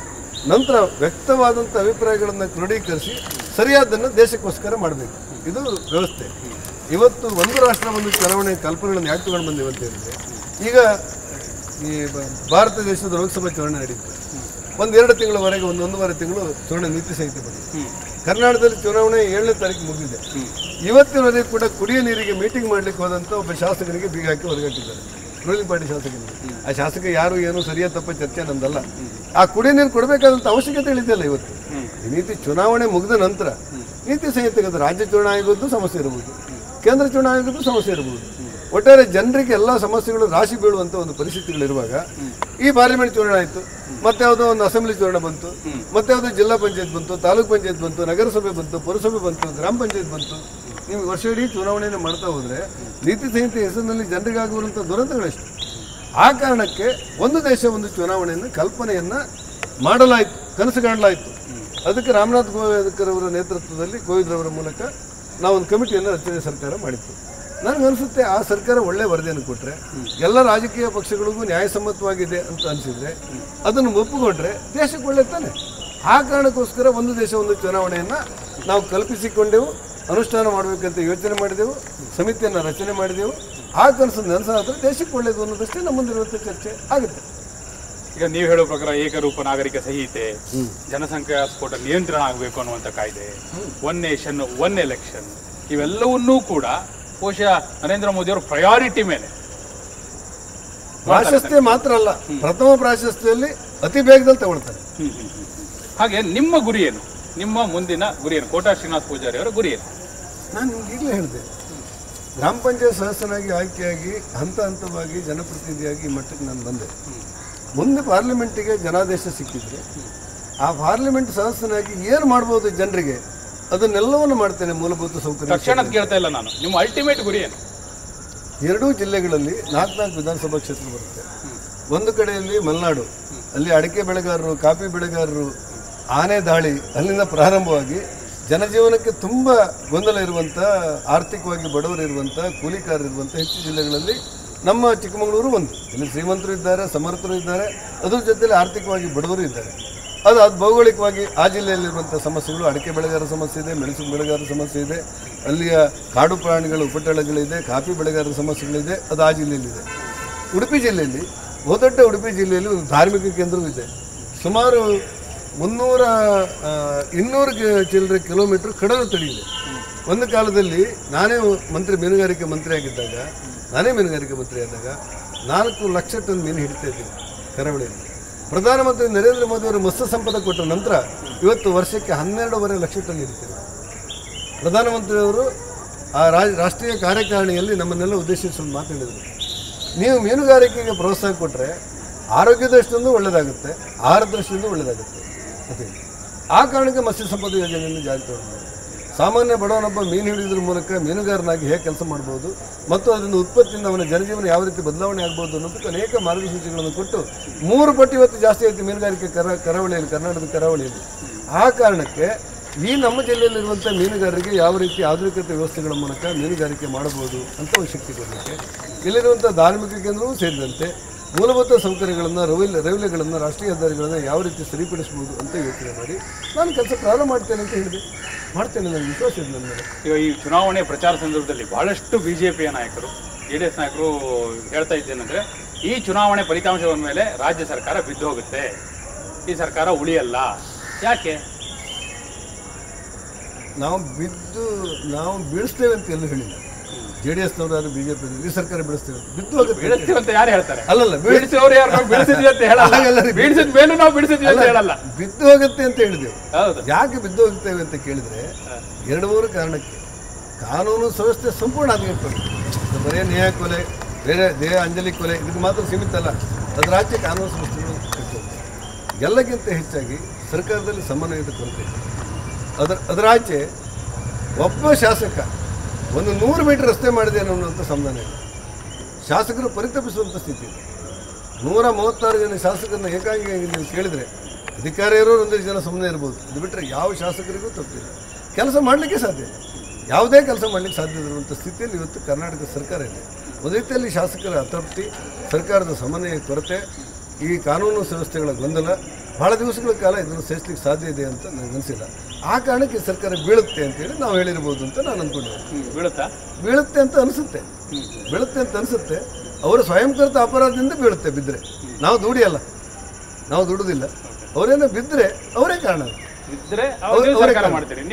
ಬಹುತೇಕ ಒಂದು ಪ್ರಜಾಪ್ರಭುತ್ವ ವ್ಯವಸ್ಥೆಯಲ್ಲಿ ಒಂದು ಸರ್ಕಾರ ಬಿದ್ದರೆ ಮತ್ತೆ ಅವರು ಸರ್ಕಾರ ಮಾಡ್ತಾರೆ. ಇದು ಮೊದಲಿಂದ ಪರಂಪರೆ ಇರುವಂಥದ್ದು, ಅದರಲ್ಲಿ ಮೊದಲೇ ಇಲ್ಲ. ನಾವು ಸರ್ಕಾರ ಮಾಡ್ತೇವೆ ಅಂತ ನಾನು ಹೇಳಿಲ್ಲ, ಅವ್ರ ಸರ್ಕಾರ ಬೀಳೋ ಸಂಭವ ಇದೆ ಅಂತ ಹೇಳಿದೆ. ಅವ್ರು ಸರಿಪಡಿಸಿಕೊಂಡು ನಮ್ಮನ್ನಷ್ಟೇ ಇಲ್ಲ. ಬಿಜೆಪಿ ಎಷ್ಟು ಸೀಟ್ ಗೆದ್ದರೆ ಬೀಳುತ್ತಲ್ಲಿ ಗೊತ್ತಿಲ್ಲ. ನನಗನ್ಸುತ್ತೆ ನಾವು 28ಕ್ಕೆ 28 ಗೆಲ್ತೇವೆ ಅಂತ ನಾವು ಹೇಳಿದ್ವಿ. ಆದರೆ ಕಳಸತ್ತಿನ ಪ್ರಮಾಣಕ್ಕೆ ನಾವು ಬರ್ತೇವೆ ಹತ್ತಿರ ಅಂತ ನಮಗನ್ಸಿದೆ. ಆ ಕಾರಣಕ್ಕೆ ಎಷ್ಟು ಸೀಟು ನಾವು ಗೆದ್ದರೆ ಅವ್ರ ಸರ್ಕಾರ ಬೀಳುತ್ತೆ ಅನ್ನೋದಕ್ಕಿಂತ ಅವರ ಆಡಳಿತದ ವೈಫಲ್ಯದಿಂದಾಗಿ ಆ ಸರ್ಕಾರ ಬೀಳುತ್ತೆ. ಇವತ್ತು ಕುಡಿಯೋ ನೀರಿನ ಸಮಸ್ಯೆ ಬಂದಿದೆ, ಇಡೀ ರಾಜ್ಯದಲ್ಲಿ ಕುಡಿಯೋ ನೀರಿನ ಸಮಸ್ಯೆ. ಆ ಕುಡಿಯೋ ನೀರಿನ ಸಮಸ್ಯೆನ ಪರಿಹಾರ ಮಾಡಬೇಕು ಅಂತೇಳಿ ಒಬ್ಬ ಮಂತ್ರಿಗೂ ಉಸ್ತುವಾರಿ ಮಂತ್ರಿಗೆ ಅನಿಸಿಲ್ಲ. ನಾವೆಲ್ಲ ಸರ್ಕಾರದಲ್ಲಿ ಜವಾಬ್ದಾರಿಯಲ್ಲಿ ಇದ್ದವರು, ಆವಾಗ ನಮ್ಮ ಟೀಕೆಗಳನ್ನು ಮಾಡಬೇಕು ಯಾರಾದರೂ ತಪ್ಪಿದರೆ. ಇವತ್ತು ಏನು ಮಟ್ಟಕ್ಕೆ ಬಂದಿದೆ ಅಂತ ಹೇಳಿದರೆ ಸರ್ಕಾರ ಇವತ್ತು ಕೆಲಸ ಮಾಡದಿರುವ ಸ್ಥಿತಿ ಇಲ್ಲ. APL ಕಾರ್ಡ್ದಾರಿಗೆ ಅಕ್ಕಿ ಕೊಡೋದು 6 ತಿಂಗಳಾಯಿತು. ಕುಡಿಯೋ ನೀರಿನ ಸಮಸ್ಯೆಗೆ ಬರಗಾಲ ಅನ್ನೋ ಕಾರಣಕ್ಕಾಗಿ ಸರ್ಕಾರ ಬಿದ್ದೋಗೋದಾಗಿದ್ರೆ SM ಕೃಷ್ಣ ನಾನು ಆಡಳಿತದ ವೈಫಲ್ಯ ನಾನು ಹೇಳಿದೆ. ಬರೇ ಕುಡಿಯೋ ನೀರಿನ ಸಮಸ್ಯೆ ಒಂದು ಭಾಗ, ಕಾನೂನು ವ್ಯವಸ್ಥೆ ಒಂದು ಭಾಗ, ಆಂತರಿಕ ಕ್ಷೋಭೆಗಳು ಒಂದು ಭಾಗ, ಎಲ್ಲ ಗೊಂದಲಗಳು ಗೂಡಾಗಿದೆ ಇವತ್ತು ಸರ್ಕಾರದಲ್ಲಿ ಅಂತ. ಸಿದ್ದರಾಮಯ್ಯನವರು ತಮ್ಮ ಹತ್ರ ಅನುಭವ ಇದೆ ಅಂತ ಹೇಳಿದರೆ ಅನುಭವ ಒಂದೇ ಆಡಳಿತ ಅಲ್ಲ. ಆಡಳಿತದಲ್ಲಿ ಕಟ್ಟಕಡೆ ಮನುಷ್ಯನಿಗೆ ಸಿಕ್ಕಿರುವಂಥ ವ್ಯವಸ್ಥೆಗಳು ಕೂಡ ಯೋಚನೆ ಮಾಡಬೇಕಾದಂಥ ಅನಿವಾರ್ಯತೆ ಇದೆಯಲ್ಲ, ಆಗ್ತಾ ಇಲ್ಲ. ಅದು JDS ಜೊತೆ ಮೈತ್ರಿ ಮಾಡ್ಕೊಂಡಿದ್ದಕ್ಕೆ ಏನಾದ್ರು ಪಶ್ಚಾತ್ತಾಪ ಇದೆಯಾ? ಇಲ್ಲ. ನಮ್ಮ ರಾಷ್ಟ್ರೀಯ ನಾಯಕರು ದೇವೇಗೌಡರಂಥ ಹಿರಿಯರು, ಕುಮಾರಸ್ವಾಮಿಯವರು ಕೂತ್ಕೊಂಡು, ಯಡಿಯೂರಪ್ಪನವರು, ನಮ್ಮ ರಾಷ್ಟ್ರೀಯ ನಾಯಕರು ನಡ್ಡಾರವರು, ಅಮಿತ್ ಶಾರವರು ಕೂತ್ಕೊಂಡು ಒಂದು ಸೂತ್ರ ಹೇಳಿದ್ದಾರೆ. ಪಕ್ಷದಲ್ಲಿ ನಮ್ಮದು ಹೊಂದಾಣಿಕೆ, ವ್ಯಕ್ತಿಗಳ ಮೇಲೆ ಅಲ್ಲ. ಸೂತ್ರಕ್ಕೊಂದು ಪೆಂಡ್ರೈವ್ ಈಗ ಸಿಗಾಕೊಂಡ್ಬಿಟ್ಟಿದೆಯಲ್ಲ, ಅದು ನಿಮಗೆ ಅದು ವ್ಯಕ್ತಿಗೆ ವಿಚಾರ ಸಂಬಂಧಪಟ್ಟದ್ದು. ಒಬ್ಬ ವ್ಯಕ್ತಿ ತಪ್ಪು ಮಾಡಿದರೆ ಯಾರಾಗಿ ತಪ್ಪು ಮಾಡಲಿ, ಆ ಪ್ರಜ್ವಲನ ತಪ್ಪುಗಳಂತ ಏನು ಹೇಳ್ತದೆ, ಈ ನೆಲದ ಕಾನೂನು ಪ್ರಕಾರ ಆಮೇಲೆ ಕ್ರಮ ತಗೊಳ್ಳಿ. ಅದನ್ನು ಬಿಟ್ಟು ನಾವು ನಮ್ಮ ಪಕ್ಷದ ಇಲ್ಲ ನಮ್ಮಲ್ಲಿರುವಂಥ ಹೊಂದಾಣಿಕೆಗೂ ಒಬ್ಬ ವ್ಯಕ್ತಿಯ ತಪ್ಪಿಗೂ ನಮಗೆ ಸಂಬಂಧಗಳಿಲ್ಲ. ಆದರೆ ಯಾರೇ ತಪ್ಪು ಮಾಡಿದರೂ ಕೂಡ ಈ ನೆಲದ ಕಾನೂನು ಮೇಲೆ ಕಾನೂನಂತೆ ಅವ್ರ ಮೇಲೆ ಕ್ರಮ ತಗೊಳ್ಬೇಕಾದ್ದು ಸರ್ಕಾರ ಜವಾಬ್ದಾರಿ. ಹಾಗಾದ್ರೆ ರಾಷ್ಟ್ರ ಮಟ್ಟದಲ್ಲಿ, ಅಂತಾರಾಷ್ಟ್ರೀಯ ಮಟ್ಟದಲ್ಲಿ ಸುದ್ದಿ ಆಯಿತು, ನರೇಂದ್ರ ಮೋದಿಯವರ ಪಕ್ಷ ಯಾರ ಜೊತೆ ಮೈತ್ರಿ ಮಾಡ್ಕೊಂಡಿದೆಯೋ ಅವ್ರದ್ದು ಈ ಹಗರಣ, ಲೈಂಗಿಕ ಹಗರಣ ಅನ್ನೋ ರೀತಿಯಲ್ಲಿ ಸುದ್ದಿ ಆಯಿತು. ಇವೆಲ್ಲ ಮುಜುಗರ ಅಲ್ವಾ? ನಾವು ಈಗ ಒಂದೊಂದು ಸಾರಿ ಇದಾಗಿದ್ದು ಈಗ ಹೌದು, ನಾವು ಹೊಂದಾಣಿಕೆ ಮಾಡ್ಕೊಳ್ಳುವಾಗಲ್ಲ. ಅವಾಗ ಆಗಿದ್ರೂ ಏನೋ ಗೊತ್ತಿಲ್ಲ ನನಗೆ. ವ್ಯಕ್ತಿಗಳು ಮಾಡಿದ ತಪ್ಪಿಗೆ ಒಂದು ಪಕ್ಷ ಸರಿಯಾಗುತ್ತಾ, ಪಕ್ಷ ಹೊಣೆಯ ಅನ್ನೋದು ಚರ್ಚೆ ಬರುತ್ತೆ. ಆ ವ್ಯಕ್ತಿ ಹೊಣೆ ಆಗಿರುತ್ತೆ. ಆ ವ್ಯಕ್ತಿ ಮೇಲೆ ನಿಮ್ಮ ಹತ್ರ ಅಧಿಕಾರ ಇದೆ, ನಿಮ್ಮ ಹತ್ರ ಗ್ರಾಮಾಂತರ ಇದೆ, ನಿಮ್ಮ ಮುಖ್ಯಮಂತ್ರಿ ಇದ್ದೀರಿ, ನಿಮ್ಮ ಸರ್ಕಾರ ಇದೆ. ಅವರ ವಿದೇಶಕ್ಕೆ ಹೋಗುವವರೆಗೂ ಕಾಯ್ದು ನಂತರ ಅವರು ತಪ್ಪು ಮಾಡಿದ್ದಾರೆ ಅಂತೇಳಿ ಯಾರು ಹೇಳಬೇಕು? ಯಾರು ಹೇಳಬೇಕು? ವಿದೇಶಕ್ಕೆ ನೀವೇ ಕಳಿಸಿದ್ದೀರಿ ಅಂತ ಯಾಕೆ ಹೇಳ್ತಾರೆ? ಸರ್ಕಾರ ಇರೋದವ್ರದ್ದು ಆಯಾ ರಾಜ್ಯದಲ್ಲಿ ಎಲ್ಲೇನಾದರೂ ಭೂಕಂಪ ಆದ್ರೆ ಕೇಂದ್ರ ಸರ್ಕಾರ ಕಾಣುವುದಕ್ಕೆ. ಬಹುಶಃ ಈ ಬಾರಿಯ ಚುನಾವಣೆ ನೀವು ಹಾಗೂ ಜಾತ್ಯತೀತ ಜನತಾದಳ ಒಟ್ಟಾಗಿ ಎದುರಿಸಿದ್ರಿ. ಇದರಿಂದ ಮೊದಲ ಹಂತದಲ್ಲಿ ಲಾಭ ಆಗಿರ್ಬೋದು, ಎರಡನೇ ಹಂತದಲ್ಲಿ ಏನಾದ್ರು ನಷ್ಟ ಆಯಿತು ಅಂತ ಅನ್ಸುತ್ತಾ? ಇಲ್ಲ, ಈಗ ಮಾಧ್ಯಮಗಳು ಸೇರಿದಂತೆ ಕೆಲವು ವಿಮರ್ಶಕರು ಏನು ಹೇಳ್ತಾರೆ ಅಂದರೆ, ಎರಡನೇ ಹಂತದಲ್ಲಿ 14ಕ್ಕಾದ ಕಡೆ ಕಾಂಗ್ರೆಸ್ಸಿಗೆ ಪ್ರಾಬಲ್ಯ ಇದೆ ಅಂತ ಹೇಳಿರ್ತಾರೆ. ಅವರ ಊಹೆಗಳು ಯಾಕೆ ಕೇಳಿದ್ರೆ, ಮೊದಲನೇ ಹಂತದಲ್ಲಿ BJPಗೆ ಲಾಗ ಆಗುವಂಥ ಕ್ಷೇತ್ರಗಳು ಹೆಚ್ಚು ಬಂದಿವೆ ಅಂತೇಳಿ, BJPಗೆ ಹೆಚ್ಚು ಸಹಾಯ ಆಗುತ್ತೆ ಅನ್ನುವಂಥ ಕ್ಷೇತ್ರಗಳನ್ನು ಹೊರತುಪಡಿಸಿರುವಂಥ ಕ್ಷೇತ್ರಗಳು ಅಂತ ಹೇಳಿರ್ತಾರೆ. ಇದೊಂದು ರಾಷ್ಟ್ರೀಯ ಚುನಾವಣೆ ಆದ್ದರಿಂದ ನನಗನ್ಸುತ್ತೆ ಕಳೆದ ಸಾರಿ 25ರಲ್ಲಿ 25 ಗೆದ್ದಿದ್ದೇವೆ ನಾವು. ಈಗ ಸಿದ್ದರಾಮಯ್ಯ ಸಾಹೇಬರು ನನಗೂ ಆದಂಥ ಚರ್ಚೆ ನೀವು ನೋಡಿದ್ದೀರಿ. ನಾವು 20 ಗೆಲ್ತೇವೆ ಅಂತ ಹೇಳಿದಾಗ ನಾನು 28 ಗೆಲ್ತೇವೆ ಅಂತ ಹೇಳಿದ್ರು. ಅವರು ಹೇಗೆ ಗೆಲ್ತೀರಿ ಅಂತ ಅವ್ರು ಕೇಳಿದಾಗ ನಾನು ಹೇಳಿದೆ 25 ನಾವು ಗೆದ್ದಿದ್ದೇವೆ. ಸುಮಲತಾ ನಮ್ಮದೇ ಬೆಂಬಲ, ಪ್ರಜ್ವಲ್ ರೇವಣ್ಣ ಹಾಸನ ನಮ್ಮ ಬೆಂಬಲ. ಈಗ ಹಾಗಾಗಿ 27 ಆಯಿತು. ಒಂದು ನಾವು ಸೋತಿದ್ದೇವೆ, ಅದನ್ನು ಗೆಲ್ತಾರೆ 28 ಆಗುತ್ತೆ ನಮ್ಮದು ಅಂತ ಹೇಳಿದೆ. ಸಾಂದರ್ಭಿಕವಾಗಿ ಹೇಳಿದಂಥ ಮಾತುಗಳು. ಹಾಗೆ ಈಗ 25 ನಾವು ಗೆದ್ದಿರುವಂಥ ಕ್ಷೇತ್ರದಲ್ಲಿ ಕಳೆದ ಸಾಲಿನಲ್ಲಿರುವಂಥ ಕೇಂದ್ರ ಸರ್ಕಾರದ ಸಾಧನೆ ಮತ್ತು ಮೋದಿಯ ಪ್ರಭಾವಗಳು, ನಮ್ಮ ಸಂಘಟನೆಗಳು ಈ ಸಾರಿ ಎಲ್ಲೂ ಕೂಡ ಕುಸಿತ ಕಂಡಿದೆ ಅಂತ ನನಗೆ ಅನಿಸಿದೆ. ಎಲ್ಲೋ ಗ್ಯಾರಂಟಿ ಇದೆ ಅಂತ ಕಾಂಗ್ರೆಸ್ ಅವ್ರು ಹೇಳ್ಬೋದು ಬಿಟ್ಟರೆ, ಎಲ್ಲೂ ಕೂಡ ರಾಷ್ಟ್ರಕ್ಕೋಸ್ಕರ ನಡೆಯುವಂಥ ಚುನಾವಣೆ ಆದ್ದರಿಂದ ಕಳೆದ ಸಾರಿಗಿಂತ ಕಡಿಮೆ ಬರುವುದಿಲ್ಲ ಅಂತ ನಂಗೆ ಅನಿಸಿದೆ. ಎಷ್ಟು ಬರ್ಬೋದು ನಿಮ್ಮ ಪ್ರಕಾರ ಈಗ ಹೇಳೋದಾದ್ರೆ ಎಷ್ಟು ಬರ್ಬೋದು ಅಂದಾಜು? ನಾನು ಹೇಳಿದೆ ಈಗ 28 ಗೆದ್ದೇ ಬಿಡ್ತೇವೆ ಅಂತ ಹೇಳುವಂಥದ್ದು ಇದೆಯಲ್ಲ, ನಾವು 25 ಗೆದ್ದಿದ್ದೇವೆ, 2 ನಮ್ಮ ಬಹುಮತ, ಈಗಲೂ ಕೂಡ ನಮ್ಗೆ 28 ಬರ್ತದೆ ಅನ್ನುವಂಥ ವಿಶ್ವಾಸ ಇದೆ ನಮಗೆ. ಆದರೆ ಕಳೆದ ಸಾರಿಗಿಂತ ಕಡಿಮೆ ಬರೋದಿಲ್ಲ ಅಂತ ನಾನು ಅಂದ್ಕೊಂಡಿದ್ದೇನೆ. ಹೆಚ್ಚು ಬಂದರೆ ತಪ್ಪೇನಿಲ್ಲ, ನಮ್ಮ ವಯಸ್ಸು ಸರಿ ಇದೆ ಅಂತ ಅನಿಸುತ್ತೆ. ಓಕೆ, ಹಾಗೆ ಈ ಚುನಾವಣೆಯನ್ನು ಒಟ್ಟಾರೆಯಾಗಿ ದೇಶದ ಚುನಾವಣೆ ಅಂತ ನೋಡೋದಾದ್ರೆ ಈ ಬಾರಿ ನಿಮ್ಮವ್ರ ಅಜೆಂಡಾ ಇಟ್ಕೊಂಡಿದ್ದೆ 400 ಪಾರ್ ಅಂತ ಹೇಳಿ. ನಿಜವಾಗಿಯೂ 400 ದಾಟಿ ಹೋಗುವಂತಹ ಸಾಧ್ಯತೆ ಇದೆ. ಇಡೀ ರಾಷ್ಟ್ರದ ಚುನಾವಣೆಯನ್ನು ಗಮನ ಇಟ್ಕೊಂಡು, ಇಡೀ ಭಾರತದ 543 ಲೋಕಸಭಾ ಕ್ಷೇತ್ರಗಳನ್ನು ಗಮನ ಇಟ್ಕೊಂಡು, ನಾವು ಅವಿರೋಧ ಆಯ್ಕೆ ಆಗಿರುವಂಥ 7-8 ಸೇರಿದಂತೆ ಇಟ್ಟುಕೊಂಡು ಮಾಡಿರುವಂಥ ಅಂಕೆ ಸಂಖ್ಯೆಗಳ ನಿಖರತೆ. ಹಾಗಾಗಿ ಯಾರು ಗೆಲ್ತಾರೆ ಅಂತ ಕೇಳಿದರೆ BJP ಬಿಟ್ಟು ಬೇರೆ ಯಾವ ಪಕ್ಷ ಗೆಲ್ಲುತ್ತೆ? ಕರ್ನಾಟಕದಲ್ಲಿ ಏನಾದರೂ ಇವರು ನಮ್ಮ ಶಕ್ತಿ ಇದೆ, ನಮ್ಮ ರೂಲಿಂಗ್ ಇದೆ ಅಂತ ಹೇಳ್ಬೋದು ಅನ್ನೋದು ಬಿಟ್ಟರೆ ನೀವು ಯಾವ ರಾಜ್ಯದಲ್ಲಿ ಗೆಲ್ತೀರಿ? ಅವರು NDA ಒಕ್ಕೂಟದಲ್ಲಿ ಎಲ್ಲೋ ಕೇರಳದಲ್ಲೋ ಮತ್ತೆಲ್ಲೋ ತಮಿಳುನಾಡಲ್ಲೋ ತಮಗೆ ಹೆಚ್ಚು ಬರ್ತದೆ ಅಂದರೂ ಕೂಡ ಬಹಳ ಪ್ರಮಾಣದಲ್ಲಿ ಅವರೊಂದು ಅಧಿಕಾರಕ್ಕೆ ಬರುವ ನಿರೀಕ್ಷೆ ಇಲ್ಲ. ಕಾಂಗ್ರೆಸ್ ಅವರು ಸ್ಪರ್ಧೆ ಮಾಡಿರುವುದೇ ಬಹುಮತಕ್ಕೆ ಬೇಕಾಗುವಷ್ಟಲ್ಲ, ಸ್ಪರ್ಧೆ ಮಾಡೋದಕ್ಕೆ ಎಲ್ಲ ಕಡೆ ಗೆದ್ದರೂ ಕೂಡ. ಹಾಗಾಗಿ ಆ ಕಾರಣಕ್ಕೆ ನಾವು 400 ಮೀರ್ತೇವೆ ಅಂತ ನಾವು ಹೇಳಿದ್ದೇವೆ. ಅನಿಸುತ್ತೆ ಭಾಳ ಸ್ಪಷ್ಟವಾದಂಥ ಬಹುಮತದಲ್ಲಿ ಬಹುದೊಡ್ಡ ಮೊತ್ತದಲ್ಲಿ 400 ಸನಿ ಅಥವಾ 400 ಮೀರಿ ನಾವು ಗೆಲ್ತೇವೆ. ನರೇಂದ್ರ ಮೋದಿ ಅವರು ಮತ್ತೆ ಪ್ರಧಾನಿ ಆಗ್ತಾರೆ ಅನ್ನೋದು ಈಗ ಕಂಡುಕೊಂಡಿರುವಂಥ ಸತ್ಯ. ನನಗೆ ಇದರಲ್ಲಿ ಬದಲಾವಣೆ ಇಲ್ಲ ಅಂತ ನಾನು ಅಂದ್ಕೊಳ್ತೇನೆ. ನೀವೊಂದು ಆಶಾಭಾವದಲ್ಲಿದ್ದೀರಿ, ಹಾಗೆ ನಿಮ್ಮ ಚುನಾವಣೆಯ ಫಲಿತಾಂಶದಲ್ಲೂ ಕೂಡ ನೀವು ಅದೇ ಆಶಾಭಾವವನ್ನು ನಿರೀಕ್ಷೆಯಲ್ಲಿದ್ದೀರಿ. Let us wait and see. ಇನ್ನು ಬಹಳ ಸಮಯ ಇಲ್ಲ, 4ನೇ ತಾರೀಕು ಫಲಿತಾಂಶ ಬರುತ್ತೆ. ಎಸ್ ಸರ್, ಒಂದು ನಿಮ್ಮ ಆಶಾಭಾವ ಕೈಗೂಡಲಿ ಅಂತ ನಾವು ಕೂಡ ಶುಭ ಹಾರೈಸ್ತೇವೆ. ಒಳ್ಳೆಯದಾಗಲಿ ಕೋಟಾ ಶ್ರೀನಿವಾಸ ಪೂಜಾರಿ ಅವರೇ. ನನ್ನ ಸಂದರ್ಶನದ ಆಹ್ವಾನವನ್ನು ನೀವು ಮನ್ನಿಸಿ ಬಂದು ನಿಮ್ಮ ಬಿಡುವಿಲ್ಲದ ಸಮಯದ ನಡುವೆ ಕೂಡ ನಿಮ್ಮ ತಾಯಿಯವರಿಗೆ 97 ವರ್ಷ, ಅವರ ಅನಾರೋಗ್ಯ ನಡುವೆಯೂ ಸಮಯ ಕೊಟ್ಟರೆ ಧನ್ಯವಾದಗಳು. Thank you. ಎಸ್, ಇದು ವಾರ್ತೆ ವಿಶೇಷ ಸಂದರ್ಶನ. ಕೋಟಾ ಶ್ರೀನಿವಾಸ ಪೂಜಾರಿ ಅವರು ಬಹುಶಃ 360 ಡಿಗ್ರಿ ಎಲ್ಲ ವಿಚಾರಗಳಿಗೂ ಕೂಡ ಬಹಳ ಮುಕ್ತವಾಗಿ, ಸ್ಪಷ್ಟವಾಗಿ, ನಿಖರವಾದ ಉತ್ತರವನ್ನು ಕೊಟ್ಟಿದ್ದಾರೆ ಅಂತ ನಾನು ಭಾವಿಸ್ತೇನೆ. ನೀವು ಕೂಡ ಇದನ್ನು ಇಷ್ಟಪಟ್ಟಿದ್ರೆ ಕಮೆಂಟ್ ಮೂಲಕ ತಿಳಿಸಿ. ಹಾಗೆ ನಮ್ಮ ವಾರ್ತೆ ಚಾನಲ್ನ ಸಬ್ಸ್ಕ್ರೈಬ್ ಮಾಡೋದನ್ನು ಮರಿಬೇಡಿ. ಧನ್ಯವಾದ.